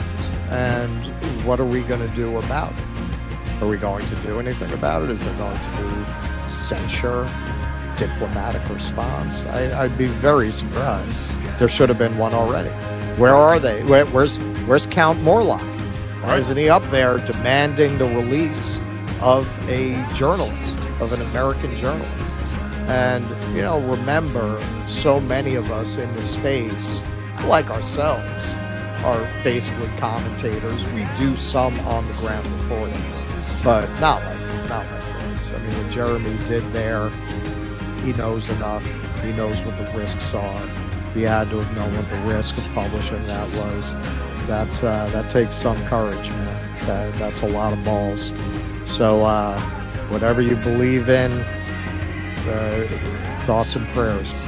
They try to get you to vote for them for one reason or another. Democrats just point to the Republicans and go, if you don't vote for us, these guys are going to win, and they're assholes. And that might move the needle for a lot of people, but there's a plurality of people out there that it's not moving the needle for demonstrably. And you're coming up with all kinds of reasons and excuses. I got a problem with that, he said. Because part of it makes me think, and I'm speaking to men directly, part of it makes me think that, well, you just aren't feeling the idea of having a woman as president. And you're coming up with other alternatives and reasons to do that. That's a really funny take. Because that take, you are addressing that take not to the men in the margins. You're just saying that for the Netflix executives, dog. You're literally just talking to the MSNBC watchers when you say that. If you wanted to talk to men about this particular issue, you wouldn't don't want to vote for a woman, sweetie. They're going to be like, yeah, I don't. Okay, what now? I hate that. I can't believe he would do the I'm with her scolding, vote scolding, which was objectively a failure in 2016. He said that the women in our lives have been getting our backs this entire time. He said, when we get in trouble, the system isn't working for us. They're the ones out there marching and protesting. And now you're thinking about sitting out or supporting somebody who has a history of denigrating you because you think that's a sign of strength, because that's what being a man is, putting women down. That's not acceptable. That's so stupid. That is such an idiotic way to stump. God, this campaign, man, what the are they doing? Just every part of this is busted. Anyway, Harris overtakes Trump among suburban voters. Reuters Ipsos polling shows. We'll see how resilient that support is from the suburbs. I am not so certain. Top United Nations officials are warning again the entire Palestinian population in North Gaza is, quote, at imminent risk of dying from disease, famine, and violence. In a warning issued on Friday, the heads of 15 humanitarian groups wrote, quote, the situation unfolding in North Gaza is apocalyptic. The area has been under siege for almost a month, denied basic aid and life-saving supplies, while bombardment and other attacks continue, unquote. According to UNICEF, Israeli attacks killed more than 50 children over a 48-hour period this weekend in the Jabalia refugee camp. Earlier today, Israeli forces shelled the Kamal Adwan hospital. The hospital's director said multiple children were injured when the Israeli shells struck the pediatric ward and nursery. Israel's also accused of attacking a polio vaccination center in Gaza City, injuring at least 4 children. On Friday, an Israeli airstrike killed Palestinian photojournalist Bilal Mohammed Rajab, bringing the death toll of journalists killed in Gaza to as high as 183 over the last 13 months. Aid groups fear the humanitarian situation will soon worsen in Gaza, as Israel has officially notified the United Nations that it has cut off ties to UNRWA, the UN Agency for Palestine Refugees. The head of the World Health Organization, Tedros Adhanom Ghebreyesus, condemned Israel's move. Israel arrests U.S. journalist, fires on UN peacekeepers, bombs Beirut, kills more kids, etc. I used to be able to write individual articles about the individual bad things the U.S. empire is involved in around the world. These days, I'm increasingly finding it necessary to cram a bunch of them into a single daily write-up to touch on as many of them as I can just to stay on top of things. Israel has arrested the Gray Zone's Jeremy Lafredo, an American journalist who had recently done some on-the-ground reporting on last week's Iranian missile strikes in Israel. Israeli news outlet Ynet reports that the charges against Lafredo include aiding the enemy during wartime and providing information to the enemy, which, as his fellow Gray Zone reporter Kit Klarenberg notes, can be punished by the death penalty in Israel. The Gray Zone has further clarified in a statement that officially Israeli police are holding the reporter on suspicion of serious security offenses for publicly publishing the locations of missile drops near or inside sensitive security facilities, with the aim of bringing this to the notice of the enemy and thereby assisting them in their future attacks. Lafredo's report on the missile strikes features footage of explosions at the IDF's Nevatim air base, as well as shots of the location where a missile landed near the headquarters of the Israeli intelligence agency Mossad. Imagine if an Iranian missile landed right next to the CIA headquarters, and the US said it was forbidden on pain of death to report anything about this major news story, even for foreign journalists. Interestingly, these same things have been reported on by other foreign news outlets without any arrests being made. As journalist Dan Cohen noted on Twitter, a report from Nick Schifrin of PBS News also featured footage of the blast site near Mossad headquarters, but Schifrin has not been arrested. Perhaps Lafredo is being singled out more because the Gray Zone has been reporting on Israel's lies and criminality than because of his work in this specific instance. As of this writing, Lafredo is still jailed. In other news, Axios reports that the U.S. and Israeli governments have moved closer to a consensus on Israel's coming major attack on Iran, with the Biden administration accepting that this major escalation is going to happen despite fears that it will spark a large-scale war. The Biden administration accepts that Israel will soon launch a major attack on Iran, but it fears that strikes on certain targets could dramatically escalate the regional war, writes Axios' Barak Ravid. A UN inquiry has accused Israel of extermination because of its systematic destruction of Gaza's healthcare system via relentless and deliberate attacks on medical personnel and facilities. Here's a quote from a UN press release. The report found that Israeli security forces have deliberately killed, detained, and tortured medical personnel and targeted medical facilities while tightening their siege on Gaza and restricting permits to leave the territory for medical treatment. These actions constitute the war crimes of willful killing and mistreatment, and of the destruction of protected civilian property and the crime against humanity of extermination. If past behavior is a reliable indicator, the U.S. will now dismiss these accusations, and Israel will promptly accuse the United Nations of anti-Semitism. Israeli forces repeatedly fired on UN peacekeepers in southern Lebanon on Thursday, injuring 2 UN workers by causing them to fall from a tower that was struck.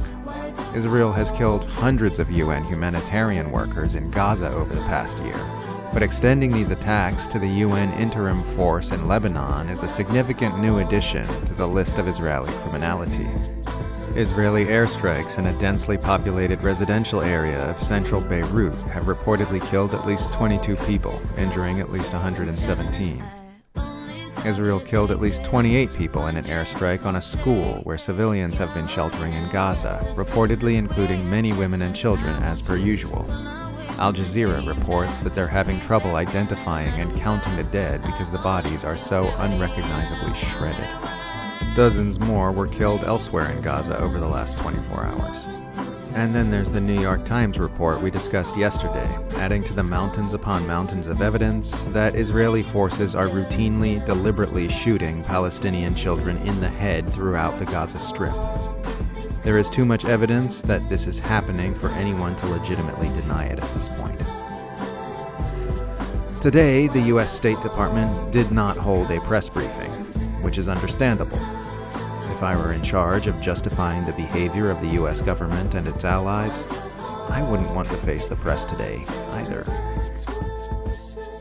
So we hear this all the time. Israel is the most moral military in the world. And if people die, innocent civilians die, it was just, they were caught in the crossfire. That's just an unfortunate part of war. They were used as human shields. But Israel would never intentionally harm a child or an innocent woman or innocent man. That is not what the Israelis would do. Well, the New York Times just came out with this really damning article saying 65 nurses and paramedics, what we saw in Gaza, alleging massive abuses towards children and even what looks like executions of children. And we're not talking about just under the age of 18 and they were holding a gun because they were 16 or 17-year-old. No, we're talking about 5-year-olds being shot in the head by Israel. How do you shoot a 5-year-old in the head unless you absolutely meant to do it? And how do you do it over and over and over? Because these kids are not caught in the crossfire. They're clearly being targeted. This is what this article says. This is written by Feroz Sidwa. She is or he or she, actually, I don't know. Sorry about that. Dr. Sidwa is a trauma and general surgeon who worked at the European Hospital in Khan Yunis, Gaza for 2 weeks. In March and in April. Here's the article. I worked as a trauma surgeon in Gaza from March 25th to April 8th. I volunteered in Ukraine and Haiti, and I grew up in Flint, Michigan. I've seen violence and worked in conflict zones, but many of the things that stood out about working at a hospital in Gaza, one got to me. Nearly every day I was there,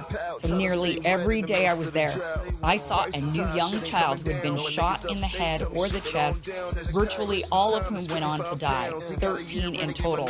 At the time, I assumed this had to be the work of a particularly sadistic soldier located nearby. But after returning home, I met an emergency medicine physician who had worked in a different hospital in Gaza 2 months before me. I told him I couldn't couldn't believe the number of kids I saw shot in the head. And to my surprise, he responded, yeah, me too, every single day. One night in the emergency department, over the course of 4 hours, I saw 6 children between the ages of 5 and 12, all with a single gunshot wound to the head, to the skull. All with single gunshot wound to the skull. 6 kids between 5 and 12. That is not caught in the crossfire. That is an execution. Another emergency nurse said pediatric gunshot wound patients were treated on the floor, often bleeding out on the floor of the hospital due to lack of space, equipment, staff, and support. Many died unnecessarily. A doctor says, I saw several children shot with high-velocity bullet wounds in both the head and chest. Another doctor says, our team cared for about 4 or 5 children, ages 5 to 8 years old. 5 to 8 years old. They were all shot with single shots to the head. Single shot to the head. That is an execution. That's what that is. That's not caught in crossfire. They all presented to the emergency room at the same time. They all died. A paramedic says, I saw a child who had been shot in the jaw. No other part of his body was affected. He was fully awake and aware of what was going on. He stared at me while he choked on his own blood as I tried to suction the blood out with a broken suction unit. A doctor says, one day while in the ER, I saw a 3-year-old and 5-year-old, each with a single bullet hole to their head. When asked what happened, their father and brother said they had been told that Israel was backing out of Khan Yunis, so they returned to see if anything was left of their house. There was, they said, a sniper waiting to shoot and shot both children. A sniper shot the kids in the head. Another doctor says, I saw an 18-month-old little girl with a gunshot wound to the head. Another doctor says, I saw many children. In my experience, the gunshot wound was often to the head. I mean, they're shooting them in the head. These doctors are saying that's what they're mostly seeing, kids shot in the head. That is not an accident.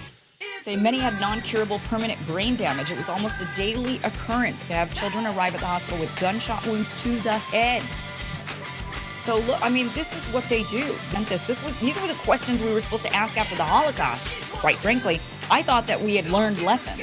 I thought we had figured that out. I thought that was the whole point of learning about the Holocaust and saying never again. So we could spot the signs and say never again. Not just never again for Jews, never again for anybody. Because Israel has not been allowing foreign press into Gaza, medical staff have in many ways become the de facto Western journalists on the ground in the enclave. And they are all saying the same thing. Back in July, a group of 45 doctors and nurses who'd been working in Gaza signed an open letter to President Biden testifying that every single signatory to this letter treated children in Gaza who suffered violence that must have been deliberately directed at them. Specifically, every one of us on a daily basis treated preteen children who were shot in the head and chest.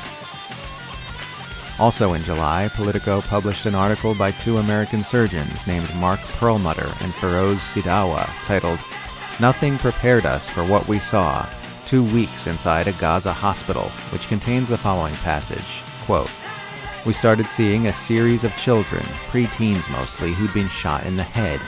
They'd go on to slowly die, only to be replaced by new victims who'd also been shot in the head, and who would also go on to slowly die. Their families told us one of 2 stories. The children were playing inside when they were shot by Israeli forces, or they were playing in the street when they were shot by Israeli forces. End quote. In April, an article titled Not a Normal War, Doctors Say Children Have Been Targeted by Israeli Snipers in Gaza, was published in The Guardian, citing 9 doctors who'd worked in Gaza after October 7th who, quote, reported treating a steady stream of children, elderly people, and others who were clearly not combatants with single bullet wounds to the head or chest. Forensic pathologists were able to identify bullets used by the Israeli military in these attacks on children. Here's a quote from that article. The Guardian shared descriptions and images of gunshot wounds suffered by 8 children with military experts and forensic pathologists. They said it was difficult to conclusively determine the circumstances of the shootings based on the descriptions and photos alone, although in some cases they were able to identify ammunition used by the Israeli military. End quote. In February, the LA Times published an article titled, I'm an American doctor who went to Gaza. What I saw wasn't war, it was annihilation. The author, a reconstructive surgeon named Irfan Galaria, writes as follows, quote, "On one occasion, a handful of children, all about ages 5 to 8, were carried to the emergency room by their parents. All had single sniper shots to the head. These families were returning to their homes in Khan Yunis, about 2.5 miles away from the hospital, after Israeli tanks had withdrawn, but the snipers apparently stayed behind. None of these children survived." End quote. So this is happening. The evidence is undeniable, and the sourcing is as solid as it gets. There are mountains upon mountains of rock-solid proof that Israeli forces routinely, deliberately shoot Palestinian children in the head in Gaza. The only reason this isn't being treated as an established fact by the Western political media class is because the Israeli military denies it, telling The Guardian in response to the aforementioned report that the IDF only targets terrorists and military targets. In stark contrast to Hamas's deliberate attacks on Israeli civilians, including men, women, and children, the IDF follows international law and takes feasible precautions to mitigate civilian harm. Doctors say otherwise, The Guardian wrote. Indeed, there is no longer any fact-based reason to deny that Israel is deliberately targeting children with sniper fire. The facts are in, and the case is closed. The only basis anyone can have for denying this established fact is their own personal loyalty to the State of Israel and its military, and/or their own personal disdain for Palestinian lives. This fact punches holes in so many of the narratives used to defend Israel over the past year. That Israel is conducting itself in a more ethical way than Hamas. That Israel is waging a war against Hamas and not the Palestinian people. That the IDF are the most moral army in the world and are taking extraordinary measures to avoid civilian casualties. That civilians are being killed in Gaza because Hamas uses them as human shields. That this is a war for Israel's self-defense and not a campaign of extermination driven by hate and racism. There is simply no way to believe any of these things are true when you acknowledge the extensively documented fact that Israeli forces are routinely shooting children in the head throughout the Gaza Strip. As physicians and nurses, we can't say that this particular child or that particular child was shot on purpose or by Israel or somebody else. That's not what we can possibly do. We're not war crimes investigators. But I think it's pretty clear that when there's a pattern of in the catchment area of every hospital in Gaza, every time any international has been around, for an entire year, on a daily basis, a child has been shot in the head in a place of 2 million people. It seems unlikely to me that that's an accident. You know, if you look at the differential of killing between Ukraine and Israel, the rate of killing of children in Gaza is hundreds of times higher than it is in Ukraine. So it's very hard for me to believe that this is just a byproduct of a war that's being fought in otherwise just ways. Hey, Democrats, liberals, come here, I gotta talk to you for a second. What the fuck is this? No, this question is not rhetorical, okay? I want an actual answer out of you. Explain. Wasn't it you, Democrats, liberals, the fucking corporate media, and everybody else talking about what a fucking threat Trump is to democracy? And what are the reasons why people say he's a threat to democracy? Well, one of the reasons is because they say that in an unprecedented way that's never happened before, that he wants to use the military against citizens in this country. You've heard him talking a lot about it in the news lately. The fact that Trump said, we've got to address the enemy from within. And you guys are all really worried about that rhetoric, right? It is very concerning rhetoric. So my question is, why the fuck are you setting it up for him? The DoD's reissue of Directive 5240.01 quietly authorizes lethal force against U.S. citizens. The military, meant for external threats, is now primed for domestic action. This directive signals a shift from the defense to suppression, preparing for conflict in our streets. Wow, that seems quite fucking authoritarian. When did this happen? September 27th, 2024. They just kind of slipped this in there. Who is the Secretary of Defense right now? Right. Okay, Lloyd Austin. Who appointed him? In what administration is he a part of? Right. Democratic President Joe Biden. Just wanted to double check. So I want to know why it matters if it's Trump doing it but not when Democrats are doing it. And I would also like to know why you don't fucking care that they are priming and getting this ready for Trump. Why would you put this, first of all, why would you put this in here in the fucking first place? This is unconstitutional. You can't just turn the military on your population, although a lot of people have been warning for a while that the way that protesters were treated during Black Lives Matter and during the pro-Palestinian protest, that this is exactly what they were planning on doing eventually. Like, why are the police arresting this fucking actual straight up grandma? Over 200 Jewish anti-genocide protesters got arrested yesterday. This woman is so old, her hair looks like that she's straight out of Golden Girls. Weird how all you Zionists that are so concerned about anti-Semitism don't care that a bunch of Jewish people were arrested yesterday. And for what? For standing outside the New York Stock Exchange because they're here to protect property and find any excuse they can to violate people's First Amendment rights. I'm sure that DOD directive won't be abused. The thing is, though, is that a lot of you liberals and Democrats kept saying, yeah, well, I know that's the reason why we can't allow Republicans and Trump to win, because if we do, they'll do this. Okay, cool story. Why the fuck are the Democrats doing it now? Why are the Democrats setting this precedent so that should they win, they will be allowed to do it with no problem, and should Trump win, he'll be able to do it with no problem? It's gonna be kind of hard if Trump sends out the fucking military to crack heads of protesters, should he become president, to go, man, how is this happening? Oh, I don't know, maybe because the Democratic administration made this the fucking directive of the Department of Defense months before the election. This is so insane and unacceptable regardless of who is president. You are literally saying it's okay for the military, which is supposed to be meant for external protection and threats, to be turned on your own population. But the fact that you motherfucking Democrats have nothing to say about it, you don't have anything to say about it just because Joe Biden is president, as if it's not just as likely, 50-50 split, that Trump becomes president and implements this shit on you. Likely to result in lethal force. Certainly puts her DNC speech where she's bragging about America's lethal military force in a new light, don't it? If you don't care about this, and if you don't have mad fucking criticisms for Joe Biden and the Democratic Party for putting this kind of fascist rule in place, then I don't want to fucking hear you talk about Trump, the Republicans, or their threat of fascism, because as per fucking usual, the Republicans could never carry out their full fascist authoritarian agenda without the aid and help and consent of the Democrats, and they are always more than happy to do so. I don't like that narrative, because black men are always the second largest voting bloc for Democrats behind black women.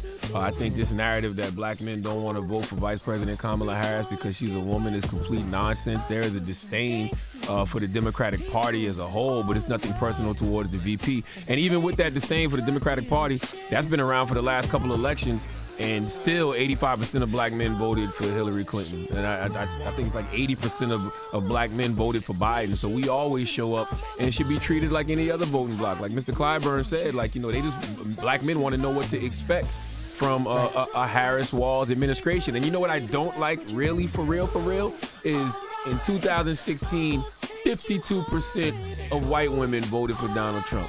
55% of white women voted for Donald Trump in 2020. Ain't nobody waving their finger at them and telling them, you know, don't make the same mistake that y'all made the last couple of elections. Y'all are the reason that there's no more Roe v. Wade.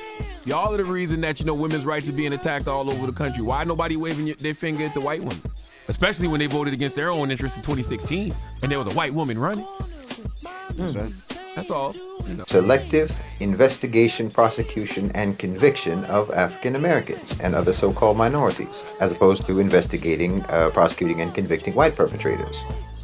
The statistics that he's citing are actually an evidence arguing racial bias in policing, in prosecution, and in trials. It's not an evidence of greater criminality along racial demographic lines, no. Rather, it's only the assignment of criminality that falls along racial lines. I mean, more than half of all violent crimes in the United States go unsolved, overwhelmingly the case in certain types of violent crimes. So we're not talking actually about a criminal justice system that works, that's actually effective, that's actually efficient, that actually does its job. What we have is a criminal justice system that disproportionately seems to only quote-unquote work when the perpetrators are not white. African American victims of homicide by the way, make up most of the victims of homicide cases that go unsolved. Whereas most homicide cases in which the victim is white, those get solved. In other words, crimes against white people are more likely to get solved than crimes against African American people or any other so-called minority group, a member of the global majority. And they're even more likely to get solved when the perpetrator of the crime happens to be African American. So in other words, if you're a white victim, you're more likely to get justice, and if you're a white perpetrator, you're more likely to escape justice. That's the system, and that's all that is evidenced by what he's saying. So when you look at the number of unsolved crimes, it's not unreasonable to assume that the, say, 60% or so of violent crimes in America that never get solved, that those are very possibly crimes committed by white people against African American people or against other so-called minority groups. In a single village in Jazeera State, Central Sudan, more than 500 people have been killed. The RSF have lined up the men of the village and killed each one of them. Bodies are scattered on the street. The women of the village are now killing themselves. Up to 100, we've been hearing reports of 100 women committing suicide just so they could protect themselves from the RSF, sexual violence and sexual terrorism. For an entire week, the RSF have been committing a lot of massacres and genocides all over Jazeera State. They have lined up children and shot them at their heads. They have killed patients in hospitals. They have killed people with disabilities, actually slaughtered people with disabilities. All because an RSF commander has surrendered to the army. Central Sudan, Jazeera is bleeding. SOS. The only good thing about this nightmare is it's exposing the monsters for who they are. A really extraordinary moment happened on the CNN town hall with Vice President Kamala Harris on Wednesday. Asked by an audience member what she would do to end the slaughter of Palestinians by US-sponsored bombs, Harris delivered her usual canned answer about how far too many Palestinians have died and the need for a two-state solution, after which host Anderson Cooper asked a follow-up question. What can you say to voters who are thinking about supporting a third-party candidate or staying on the couch, not voting at all because of this issue? Cooper asked. What followed was an absolutely jaw-dropping answer from the vice president. In essence, she says that people who have strong feelings about the genocide in Gaza need to get over it and vote for her anyway if they want abortions and affordable groceries, because she supports the genocide, and that's not going to change. Which is just wild. I mean, technically she's not saying anything different from what liberals have been shouting for months at Americans who oppose the Gaza genocide, but she's not supposed to say that. She's not supposed to come right out and admit that she's a genocidal monster and tough shit if you don't like it because the other candidate is the greater evil. That's normally the sort of disgusting manipulation you let other people do for you while pretending to be a good person. The only positive thing to come out of this nightmare is that it's exposing the real monsters for who they are. More and more people are seeing that the US government is much too evil to be allowed to rule the world. More and more people are seeing that the state of Israel is much too evil to be allowed to continue to exist in its present iteration. More and more people are seeing that the Western press are propaganda services for the US power alliance and should never be trusted. I'm Amy Goodman. In Gaza, Israeli airstrikes have killed at least 95 Palestinians since Thursday morning as Israel intensifies its attacks on Deir al-Balah and the Nuseirat refugee camp in northern Gaza. The Associated Press has revealed a shocking story about a Palestinian ambulance worker who was transporting a corpse wrapped in a bloody sheet. Once he arrived at Al-Aqsa Martyrs Hospital in Deir al-Balah, he learned the body was of his own mother, who'd been killed in an Israeli airstrike.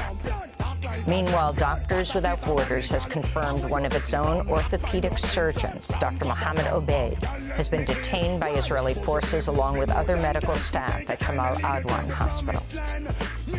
In the occupied West Bank, the death toll from an Israeli raid on the Nur Shams refugee camp has risen to at least 5. Israeli troops destroyed roads, water infrastructure, and a health clinic run by UNRWA, the UN refugee organization. UNRWA said their office was a hub to deliver services to 14,000 Palestinian refugees in the camp. Israeli forces also reportedly detained and beat a number of Palestinians during the deadly raid. One Palestinian, named Osama Shaheen, said Israeli troops wrote numbers on the forehead of each prisoner. The Washington Post's reporting Israel's bombing campaign in southern Lebanon has now damaged or destroyed nearly 5,900 buildings near the Israeli border, about a quarter of all buildings in the area. Lebanon's Ministry of Health reported 6 medics were killed Thursday in Israel's ongoing attacks. Israel bombed the southern suburbs of Beirut overnight, destroying dozens of more buildings. Lebanon's Prime Minister Najib Mikati blasted Israel over the latest attack, saying it's a sign that Israel's rejecting efforts to secure a ceasefire. Meanwhile, Hezbollah responded with rocket attacks on northern Israel Thursday that killed 7 people, including 4 agricultural workers from Thailand. Israeli murderers are called commandos. Arab commandos are called terrorists. Contra killers are called freedom fighters. The CIA doesn't kill anybody anymore. They neutralize people. Or they depopulate the area. The government doesn't lie, it engages in disinformation. Smug, greedy, well-fed white people have invented a language to conceal their sins. It's as simple as that.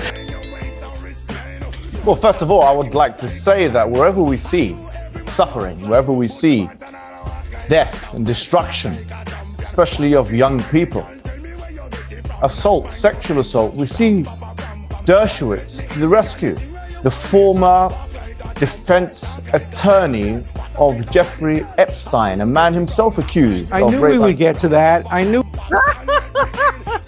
Go. I didn't give you permission to interrupt me. I didn't give you permission to interrupt me. I stayed quiet when you were talking. Here's what I would say. I stayed quiet when you were talking. Hang on. Here's what I would say. To the merits. I didn't give you permission. Listen, Mohammed, attacking a lawyer Yes. for defending people is a stupid argument. Well, right? I'm not making an argument yet. Well, you're just using an ad. I'm not making an argument. attack straight off the top. Has he got leverage on you? Is that No, why he's a brilliant I saw your lawyer. picture with Maxwell. He's got leverage on you. He's a brilliant lawyer. Are you saying that because he's got leverage on you? I met Ghislaine Maxwell for 5 minutes at a book launch. You look very happy with her.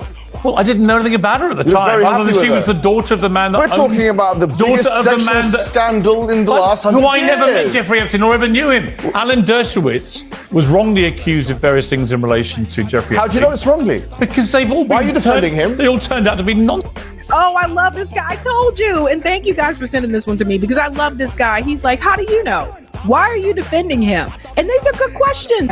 Since he won a court case Why are you about not looking at me when I'm speaking to you? Well, I can turn to you, but Yeah. there are 3 of us involved in this. Yeah, you're speaking to me, so Okay, we're looking let me at make that. things clear. I never met Jeffrey Epstein. Yeah. I met Ghislaine Maxwell for 5 minutes. Yeah, you look very happy in that picture. Okay, if you want to use that as an ad hominem No, attack but why are on you- me, why are you- a why- picture why are you taken, defending him? Hang on, a Why are you picture defending taken him? in 2013. He spoke for 3 minutes, I spoke for 20 seconds. I'm defending him because your first attack on him is to attack him as a lawyer because he defends bad people. That's fine. Here's a little secret for you, Mohammed. I also All defend- lawyers do that. I've also No, but hold on, defended- we're not talking about bad I've people. We're also talking about, defended excuse Bill me. Clinton. You've had I've enough also speaking. defended You've had many enough good speaking. people. I'm talking about a person who, after the fact, said that he was proud to defend him after the allegations come out. You still want to? Do you condemn Dershowitz?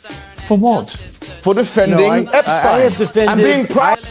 So now you get that question, Pierce Morgan. Now you get the question, do you condemn something? Oh, I love defending Epstein. Some You of the defend best. It's not for me to I have defend that. defended some All of I the can best tell you is people in the defend him. world.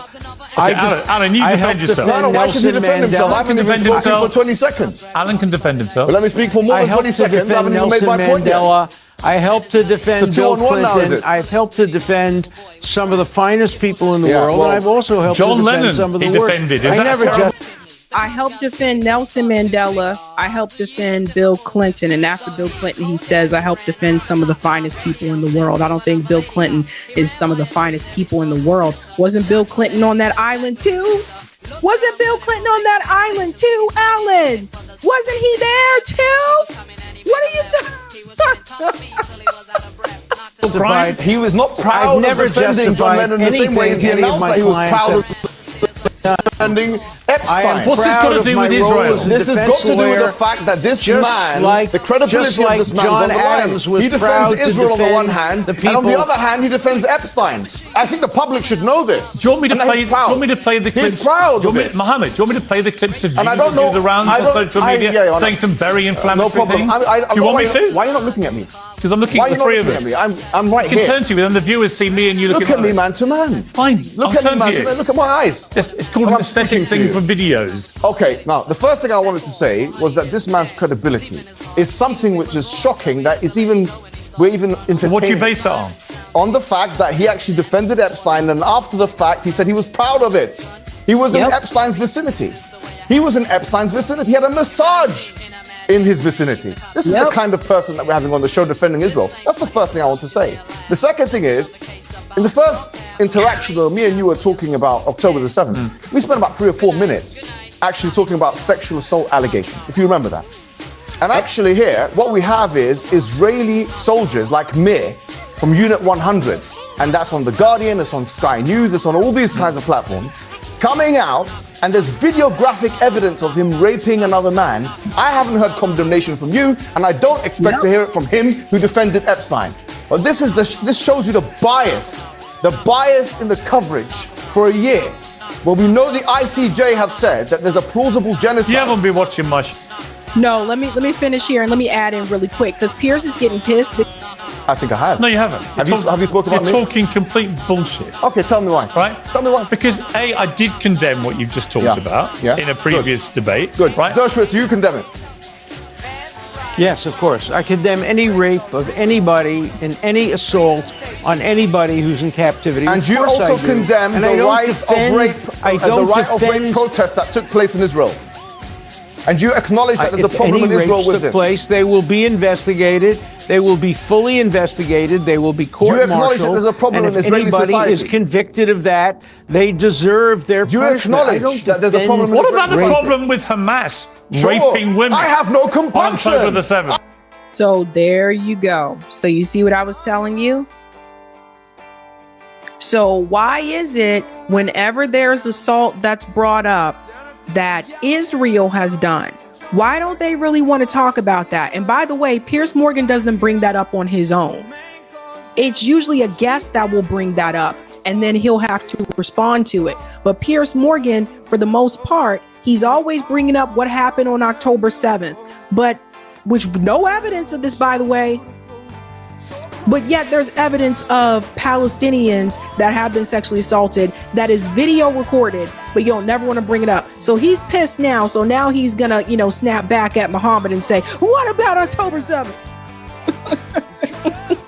I have no compunction condemning Hamas for anything that they've done. You've said that. You've asked me before, and I've told you before. I have no moral scruple. Neither do the majority of the Muslim world. I tell you now, anything that Hamas has done, we have condemned in the first instance. But we're not seeing the same level of coverage with Hamas as we are seeing with these people that are shoving rods up people's ass and raping people on videographic evidence. And you have 3,000 people, you talk about the hostages, you've got 3,000 people in essentially captivity, according to Human Rights Watch and B'Tselem, who are prisoners of war of Israel. And we're spending a fraction of the time speaking about them as compared to speaking about the hostages. This shows you the inherent Well, bias. there's no comparison. There's no comparison between innocent hostages who What? did nothing wrong and people who are being charged with criminal offenses. They're If not charged with innocent, criminal they'll be offences. found That's why you're meant to know better. You're And meant to know but better they than are that. charged They're with not charged security with criminal offenses. offences. But you They're can't, not charged with criminal offences. compare. They are you arrested can't compare without a 3-year charge. You can't They are compare a arrested without 3-year-old charge. They're not baby. charged with criminal Don't offences. shout You over can't- each other. We can't hear the answer. Well, he's lying to the He's correct. A lot of times they're not actually charged. And this is something, I highly encourage you to watch Abby Martin's documentary if you haven't had a chance to do so. That documentary was released prior to October 7th. So if you haven't seen it, please watch it because this is a common issue that the IDF has done before where they will arrest Palestinians and they don't even have to be convicted of a charge. It's not like they arrest them and they await trial, they go to court, etc. They just arrest them and they throw them into the prisons. They've done this with Palestinian children as well. They have gone into Palestinian homes and they've taken people out of the home. Even if it wasn't the person they came there looking for, they will just take someone in that person's place and throw them into the prisons. Allow him to respond. to somebody who's a member of Hamas. Say that Sorry, again. Adam, we couldn't hear because he was shouting. I was shouting. Say it Alan, again. he says the 3,000. I'm saying you can't compare Alan, he a says the 3-year-old 3,000. baby. Alan, just to be clear, he said the 3,000 people he's talking about were all arrested without charge, and therefore they've not been charged with crimes. Your response to that? Well, if they were, they should be released. Nobody should be arrested Good without boy. charge. If you're Good held for a boy. security So reason, pathetic. I will during say the what I war, want. It's uncensored. Good Let boy. me finish, please. Pathetic. Let me It's make my childish. point. Try and have a Can I proper make my debate. point, I'll please? say what I like. Can I make my point? Let me make my point. Great Britain confined tens of thousands of people without charges during the Second World War. Two wrongs the don't United make a States right. did the same. Two wrongs don't I make a right. was Should we talk about what strongly Hitler done? opposed. Let's talk about what Please Hitler let done. me make my point. I'm opposed to that. I wrote an article against Good boy. administrative detention. But you Good. can't compare that, no Good. matter how Can you bad stop it this, is. Mohammed? It's You very can't very compare it tedious already. to 3-year-olds being Debating. kidnapped, to people listening to being this one. raped and murdered. You can't compare what happened on October 7th to what Israel has done. Yes, you in can't, terms because of on the one security hand, you've prisoners. got There's 30,000 no people, and the other hand, comparison you've got at all. about 100. And stop That's interrupting 30 me. So here's Alan Dershowitz. So Alan Dershowitz just told you that you can't compare the sexual assault that Israel has done to what they're saying Hamas has done. Is this mofo really trying to lesser of two evils sexual assault? Is that really what he's trying to do? Did anybody else catch that? What did you do on that island, Alan? What'd you do on Jeffrey Epstein's island? This man is wild. Times more. That's 30 times more. If you want us to take you seriously, if you want us to take this coverage seriously, if you want us to take Western media seriously, then let's, for God's sake, talk about proportionality as your favorite word. We're talking about 30,000 people detained in prisons on the one hand, and 100 people who are hostages. And yet we have managed somehow to spend way more time proportionally. You said 3,000 a minute ago. Which one is it? 3,000? Sorry, 3,000. But not 30,000. Not 30. Okay, well, 3,000. get your numbers right if you're going to make that claim. Okay, I misspoke. Exaggerated Not a problem. 10 times. Not a problem. He spoke about Iran. Let me ask you a question I'll about tell you what, let me ask the question. Sure, go and ahead. you guys try and Go debate ahead. it. Go ahead. At the moment, Alan Dershowitz is being very civilized in the way he's debating. I'm sure he was going to say that. You're just making He might have ad hominem leverage on you. attacks and shouting all He's the your time. friend. No one can understand it when you Have you shout met him all the before? time. I know Alan well. Oh, you know him well. I respect him very much. Oh, yeah. There it is. Yes, you do. He's one of America's top lawyers. He's top lawyers. Yeah, he is. And you're an unbiased person here on Central. An unbiased person, but Alan Dershowitz. What? Does he have leverage on you, Piers Morgan? There's no leverage on me, no. You've got a picture with Maxwell. Yes, with Ghislaine Did you go to the island? No, I've never been to the island. I've never met Jeffrey Epstein. Be honest. I never spent more than 5 minutes with Be Ghislaine honest. Maxwell. I've answered you. So what part of that wants to... Do you condemn him being on the island? He's your good friend. You can ask No, I asked, did you Dershowitz condemn him? about Jeffrey Epstein. You had a massage. He represented him. He said he didn't take his shorts off. Do you know what? That's None of that's this what has he got said. anything to do with Israel. He said he didn't take his shorts off when he was getting a Can you massage. stop, please, Mohammed? Why is this uncomfortable? It's nothing to do with the debate. He didn't take his shorts off, but he's got his pants down now, hasn't he? Can you stop it? Why? What's the point? Why? He's defended one of the most obnoxious people in the last 100 years. Why should I Because stop him? actually what is going on right should I now stop it? in the Middle East is incredibly important. Yes, and you have this man who's... You are trivializing that. Well, if you didn't want to do a debate, don't agree to do it. Who said I'm not going to do a debate? I'm saying this person who's Come on and defending make Israel... stupid ad hominem attacks is pathetic. Oh, okay. All right, he's your good friend. You want to defend him so much. What are you talking about? You're defending him. Huh? You're defending him. You're defending a monster. A pervert. An old pervert. He's not a pervert or a monster. Why is he not? He knew Epstein. And for us, there's good inference. Why are you doing this, Mohammed? Why not? Because it's pointless. You may get a few clicks ask on... your questions. You might get a Ask few your questions. clicks on it. So what? It's not. Ask your questions. Let me be very clear. It's not pointless. He just called me a pervert. He will be sued now that's for defamation, it's and we will be defamation. able It's to resolve honest this opinion. In the in UK, a we have court of different, law. I defamation guarantee you that he will be sued. In for my calling me understanding, a you are a pervert The woman because who you are falsely acquainted with accused Jeffrey me Epstein. has now withdrawn her Sure, I've got my own defamation accusation cases. I know the and law very well here. acknowledged that You she can't may threaten have me. You can't confused me threaten with I know the somebody law very else. well. And I calling consider me a you to be a pervert pervert will because of your result connection with in Jeffrey a Epstein. defamation lawsuit Sure, in I'm an ready for American it. court I'm and in a ready. British I'm ready court. for the I lawsuit. assure you of that. I believe Let's you move are on to old Israel now. pervert. Why don't we move We'll on to the resolve debate? this in You're an old court. pervert. Let's move on You're to an old Israel. pervert. Trump is going to be worse than Biden. Let's measure it. What do you mean relative to what happened to the Palestinians? Tell me what is so terrifying that you are willing to forgive the genocide in Gaza. Tell me what scares you so much that you are willing to step over Sidra's lifeless corpse with the legs blown off and say, excuse me, sorry. That you will step over Hind Rajab's cold corpse that was shot at 360 times by the Israelis while she sat in the car waiting for an ambulance that was blown by Israeli tank. That you step over Hind Rajab's body, sorry Hind. That you would step over Reem's body. Tell me what's so terrifying. You step over Reem, Ruh, spirit of my spirit. That you step over the child, you can't identify this child, the head's blown off. You step over them. You step over those 240,000 corpses to get to that ballot box. You step over all of them. You walk by the Palestinian refugees walking by. Where are you going? I'm going to the ballot box. Voting for who? You're too ashamed, embarrassed to say it at that time. You walk to the ballot box. You walk over those bodies. Piles and piles of those bodies. Drenched in the blood. You see those kids in those images of the hospitals. Crushed by the rubble, their arms are hanging. Blood dripping for no other crime than some random people from the West said this land belongs to us. You will walk all over those corpses, go to the ballot box. Vote for the one who did it to them, Jalal. Vote for the one who slaughtered them. Vote for the one who massacred them. Vote for the one who continued to lend every impunity to them. Vote for the one who broke the whole international order. To slaughter those children. To slaughter our brothers and sisters. To commit the most brutal genocide. You will cross all of those corpses to the ballot box. You will put a cross next to the name of Harris, the one who committed the genocide with Biden. And you will yell to those spirits and say, I did it for you. You will look at them in the eye and say, I voted this for you. You will say that I voted for the one who killed you. I voted for the one who gave the bombs to slaughter you.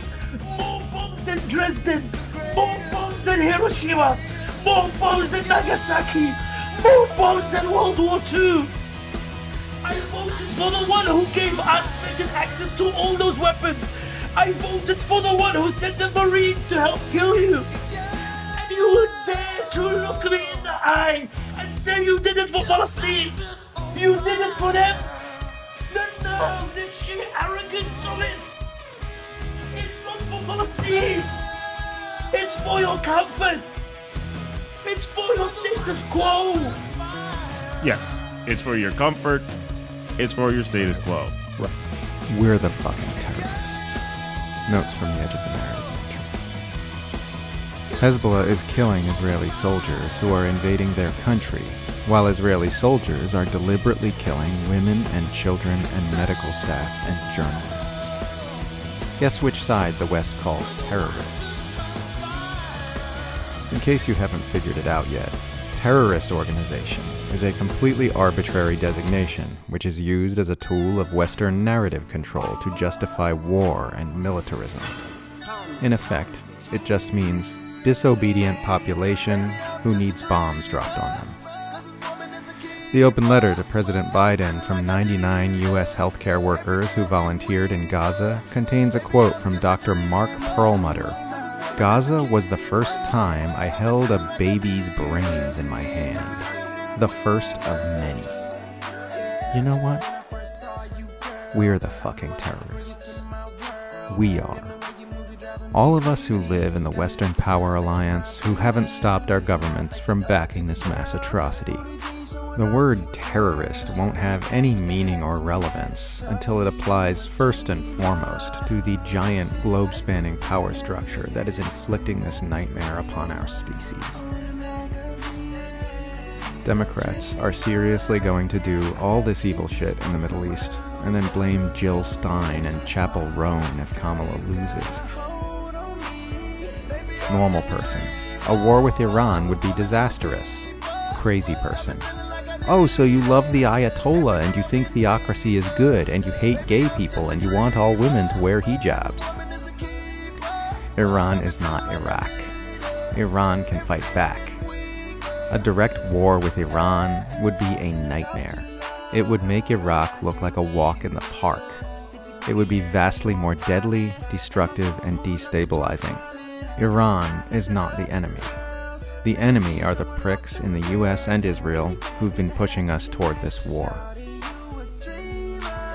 Every nation on the top 10 proven oil reserves list is either a target of US warmongering, has already been ruined by US warmongering, or is part of the US centralized power structure.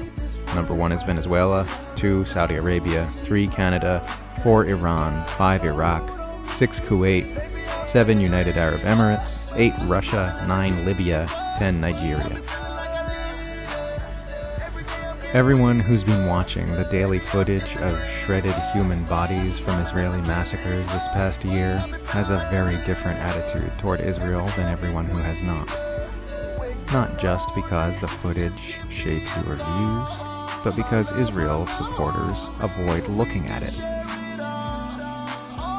Nobody honestly still believes Israel kills all these women, children, journalists, medical staff, and humanitarian aid workers by accident. You either know they do it on purpose and say so, or you know they do it on purpose but never admit it in order to protect a political agenda. Republicans are calling Biden a liar for saying at a press conference, "No administration has helped Israel more than I have. None. None. None." This is after Trump openly uttered the phrase, "Make Israel great again," and admitted to letting wealthy pro-Israel donors frequent the White House and make political demands that he hastened to grant when he was president. This election cycle is mostly just Republicans and Democrats having a "who will give Israel more genocide weapons to start World War III" contest. So much conflict and confusion arises from the way mainstream political discourse in the US wildly exaggerates the differences between Democrats and Republicans, while greatly downplaying the differences between Democrats and anti-war leftists. Both sides do this. The Republican political media class frames Democrats as a bunch of far-left Marxists, while the Democrat political media class frames the differences between themselves and the anti-war left as so trivial that they should obviously expect the left to vote for them. In reality, Democrats and Republicans have far, far more in common with each other than either of them have with the authentic left, even if you include the furthest extremes allowed in the party. Bernie Sanders and Donald Trump are far closer to each other ideologically than someone who wants to dismantle capitalism and the US war machine is to Bernie Sanders. The Sudanese diaspora are relatively positive at the moment because while, the army has had us in many dictatorships, not just a 30-year dictatorship, but dictatorships since 1956, in the battle against the RSF, everyone is rooting for the army. Now, when it comes to British elections, whether it's Keir Starmer versus Rishi Sunak, or US elections, Trump versus Harris, we don't believe in the lesser of two evils. But when it comes to war, there definitely is a concept of lesser of two evils, and the army, in that regard, is the lesser of two evils because, the militia force of the RSF has no discipline. They are committing mass sexual violence. They're brutalizing people, occupying people's homes. Just from our own personal experience, our home in Bahri was taken over by the RSF. My father was beaten up at gunpoint, car stolen, and they have a kind of mechanism where you're meant to complain to the superiors when these types of things happen, but it's laughable because if you complain, then they come back again. This is the type of militia force that Sudan is battling at the moment. And the way to explain it is, if the Rapid Support Forces lose this battle, the war is over. If the Sudanese army lose this battle, we have no state left, no functioning state, that is. It's not to say that the army should have amnesty for what it's done, not just during this period of war, but during the last 30 years and beyond. But there is a short-term objective that all people of Sudan are getting behind, and that is defeating the Rapid Support Forces. So when we talk about the war in Sudan and these two warring sides, what is the role of outside actors? That's the question I always have when it comes to any conflict in the global south, or anywhere really. Who's participating? I mean, who's arming each side? And who has a stake in this that's not Sudanese? So many countries, where to begin? So obviously Sudan is strategically a very important place. It's next to the Gulf of Aden, on the Red Sea, next to the Suez Canal. So from the very beginning, there's been many powers interested in Sudan. Now, the most obvious one right now is the United Arab Emirates, which is putting all of its support behind the Rapid Support Forces. Early on in the conflict, the Russian Wagner Group was also supporting the Rapid Support Forces, but now the Russians have done a U-turn and are supporting the armed forces. And actually, that switch in support has been pivotal, because Russia's fighter jets, which have been donated by Algeria, have now have been pivotal in the Sudanese army's offensive and retaking Khartoum state. Then we have places like Egypt, which doesn't want to see a bad example of democratic rule on its southern border, which might then inspire democratic movement in its own country. It also has its own kind of long-standing battle with the Muslim Brotherhood, so it wants to keep the army in check to make sure that the Muslim Brotherhood in Egypt doesn't find a base there, which it previously had done under Hosni Mubarak. We have other countries as well in regards to the Grand Renaissance Dam and concerns about whose side the Sudanese army will be on in regards to the tensions between Ethiopia and Egypt. So some states like Ethiopia have allegedly been backing the RSF because Egypt has been backing the Sudanese army. So it's turned into a proxy war, not only in the Middle East, but in Africa as well. And then we have superpowers. So the Sudanese, the American government was very clear that a Russian naval base cannot come into Sudan. And that happened, that statement was issued by the Sudanese ambassador a year before this conflict broke out. So who knows what role they've played in this destabilizing process, because what we do know is that Russian naval base isn't likely to happen while the country is at war. So there's many countries that are concerned about what's going on in Sudan. Many countries have interest in Sudan. We have the Port of Sudan, we have agricultural rich lands in Jazeera states. We have gold, which ends up in Dubai from Darfur. Hemeti is one of the richest men in Sudan because he was smuggling a lot of gold through his family company to Dubai long before the war, and it hasn't stopped, even though the war's been raging on. You know, I'm glad you raised the issue of the riches of Sudan, the sort of crossroads of the world situation of Sudan. I think it's something that maybe a lot of people don't fully realize, but it almost feels like a lot of how we got here, Ahmed, it's almost like a Haiti-like scenario in the sense that the sort of fear of what a self-determined Sudan could mean, you know, for Africa and for the broader sort of Middle East region, something that a lot of powers have been very concerned about since 2019. Yeah, there's always been vested interest to make sure that Sudan isn't united. That's what led to the two republics, South and North. You know, it's well documented that evangelical Christians in your country, not your country, the country you reside in, were supporting the secessionist movement in the South. The reason for that is because 75% of the oil fields reside in the South. So they pushed. We saw Angelina Jolie, we saw George Clooney pushing for independence in the South. Then when the South started to rage into war, they were nowhere to be seen. And then there's Darfur, which has got many mineral resources. It's got gold, uranium, diamond. And then we have the River Nile, which in itself is a huge resource. Then there's Jazeera State, which the UAE clearly has its hands on. His colleagues had treated patients, children, with sniper wounds. And I know, Victoria, in your reports that you were doing online, you said that there was your last trip you had a big increase in injuries in the under fives. Can you sort of say why you think that's happening? We were discussing it while we were out there. It's sort of that age group from sort of 5 to about 12. There seems to be a huge number of those children that are quite severely injured. So they have over 40% burns, loss of limb, facial injuries.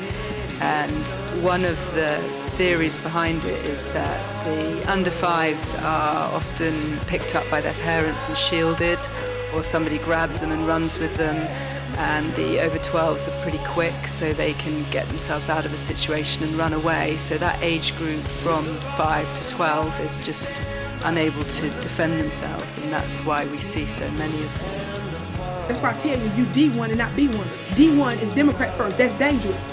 And yes, we're giving the Democrats pressure, and we're giving them more work than we do the Republicans, because we've been voting for the Democrats longer. We've been voting for them for 60-something years, and they promise to do something for us, and they use our vote to help everybody but us. So when you give people power to change your condition, they don't do it. That means that you have to hold the party accountable who you gave the power to. Do you understand? So stop asking dumb questions about Trump. If it's the Democrats we've been giving power to for 60 years, that's the one you're supposed to be holding accountable, silly. Do you understand that a little bit? Somebody put a turtle in the chat. This is not an anti-immigrant stance. That's this right. is a status stance. If you are a black immigrant and you are in America, you should be 100 million% in support of us getting what we're owed. And also, I'll remind you, CARICOM has a reparations package that is just for those in the Caribbean. You have Rwanda, an African country. You have the Democratic Republic of Congo, an African country. They are seeking reparations or some form of it from Belgium. You have now African nations in West Africa that are demanding reparations from Portugal and England. I support that. You see? Support that, yes. So if you are a black immigrant and you are up in the nation we built and we fought for, and we did tens of thousands or hundreds of thousands of inventions that are used worldwide, some of them, you should be 100% in support of us. If not, that means you are an enemy. Ashe. Let me hit the gavel on that one. And you will be treated as such. I know that's right. Madam Vice President, if you're watching, there's something I need to say to you. The polls aren't looking great for you right now. It's neck and neck in the swing states, and if you lose the election, Democrats are already getting ready to blame this or that minority community. Some are already pointing fingers at Muslim and Arab voters who aren't, of course, fans of yours right now because of Gaza. So please hear me out when I say 3 things to you about all of this. First, if you're going to blame a group of voters for a defeat next month, blame white people. It wasn't just white men, but white women who helped elect Trump last time around in 2016. In fact, no Democratic presidential nominee has won a majority of the white vote since LBJ. Not Bill Clinton, not Joe Biden, and you won't either. The truth is that Muslim and Arab voters and black men and Latinos, all of the different ethnic groups who we are constantly told are deserting the Democrats, will still end up voting for you over Trump at higher rates than white people, especially white men. So don't blame the Muslims or the Arabs or the non-white folks if you lose. Number 2, you really shouldn't blame any voters if you lose, because politicians like yourself need to take responsibility for earning their vote, our vote. You, like every other candidate for president, don't have the right to anyone's vote. You have to make the case. And number 3, Muslim and Arab voters would vote for you, like they did for Joe Biden last time round, if you gave them a good reason to, especially on Gaza, the issue that most Muslim voters have declared their priority, and that you and Biden have failed in. And yet, again and again, you have not just not courted the Muslim American vote and the Arab American vote in a key swing state like Michigan, for example, you have actively spurned it.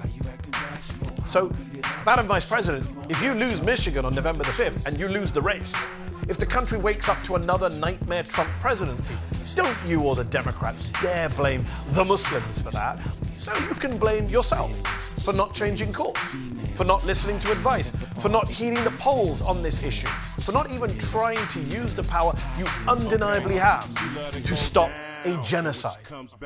There's still time. I know you've covered Hamas extensively throughout the year.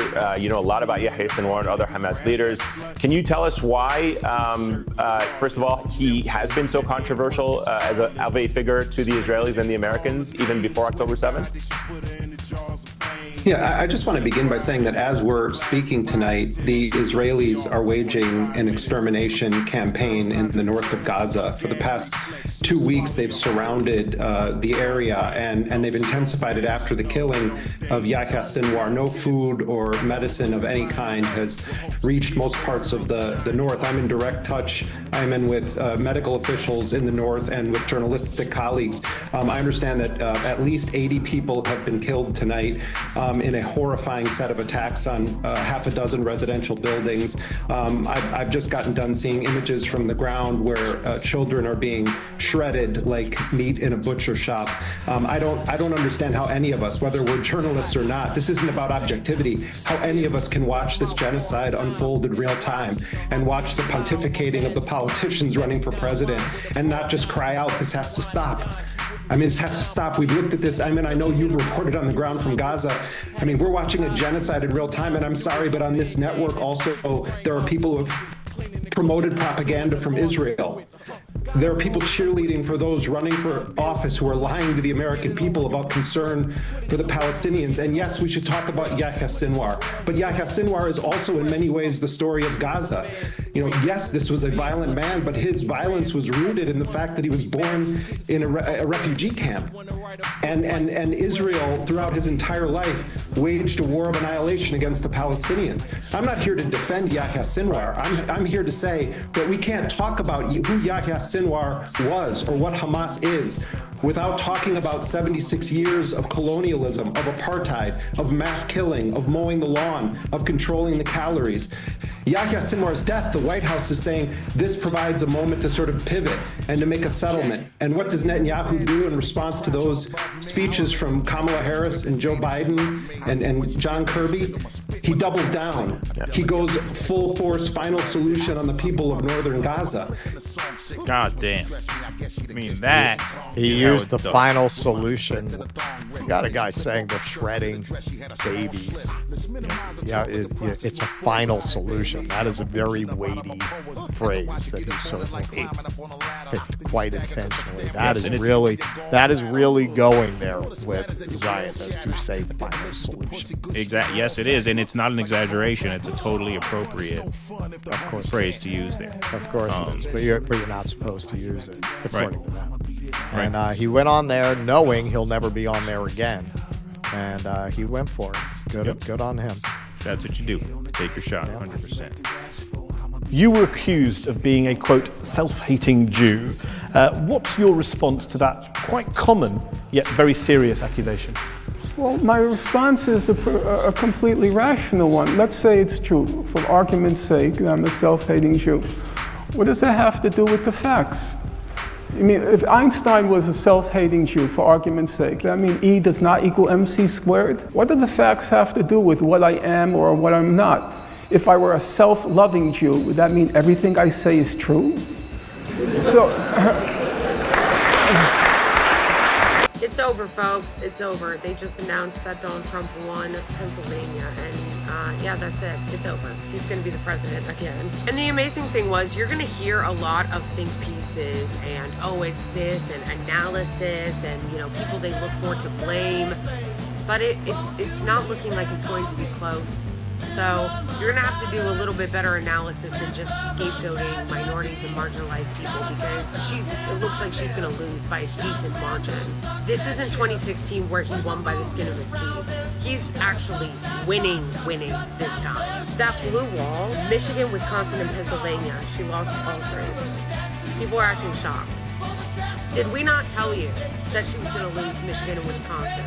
She literally set Bill Clinton to go and shame Arab and Muslim voters in Michigan and Wisconsin the last couple days. She's been campaigning with Liz Cheney. But you know what I love? People already in my comments being like, you're the reason. why Democrats lost. You're the reason why Kamala Harris lost. I hope you're happy. One thing to be sure of, you guys, and it's going to happen a lot, so buckle up. Just be prepared for it. Liberals are going to blame everyone except for themselves and the way they ran their campaign for this loss. They're going to blame everyone. They're going to blame the left. They're going to blame Jill Stein. They're going to blame Arabs. They're going to blame black men. They're going to blame everybody but themselves. At every turn, we've been fighting with liberals for months, saying she's going to lose. If you guys keep running to the right, she's going to lose. Because why would anyone vote for Republican light when they can vote for a Republican? He didn't listen. So he won. He will be president again. And you know what's fucked up? You know what's embarrassing? It doesn't even look like he's going to eke out a victory like he did in 2016.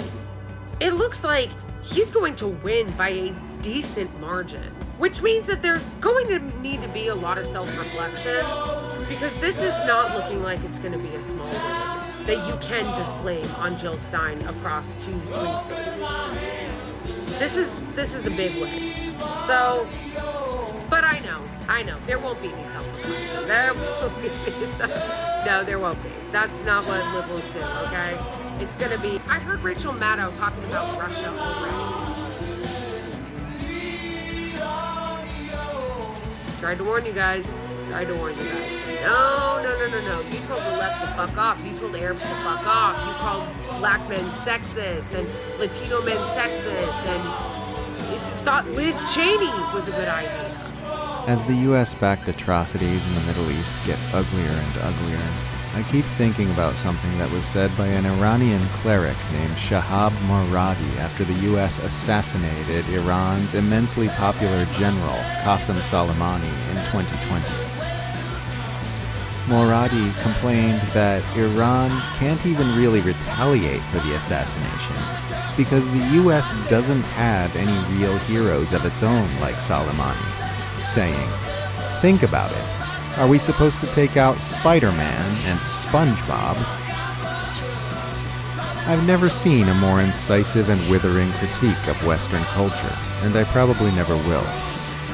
It's such an accurate statement, and paints such a clear picture of what this civilization is really like, that it's hard to imagine how anyone could possibly top it. There are no real heroes with popular support in the Western Empire, because everything that's truly heroic gets stomped down here, and everything that gets amplified to popularity is either vapid distraction or directly facilitates the interests of the evil empire. Human shields, according to Amnesty International. But you know who we do know uses human shields? Israel. Now, the other thing that is noteworthy is hearing him talk about Hamas not coming to the table. Miller literally said, quote, "We've never wanted to see a diplomatic resolution with Hamas." Do you believe that Israel has a right to exist? There is not such a thing in international law like a right of a state to exist. Does Italy has a right to exist? Italy exists. Now, if tomorrow Italy and France want to merge and become Ita France, fine, this is not up to us. What is enshrined in international law is the right of a people to exist.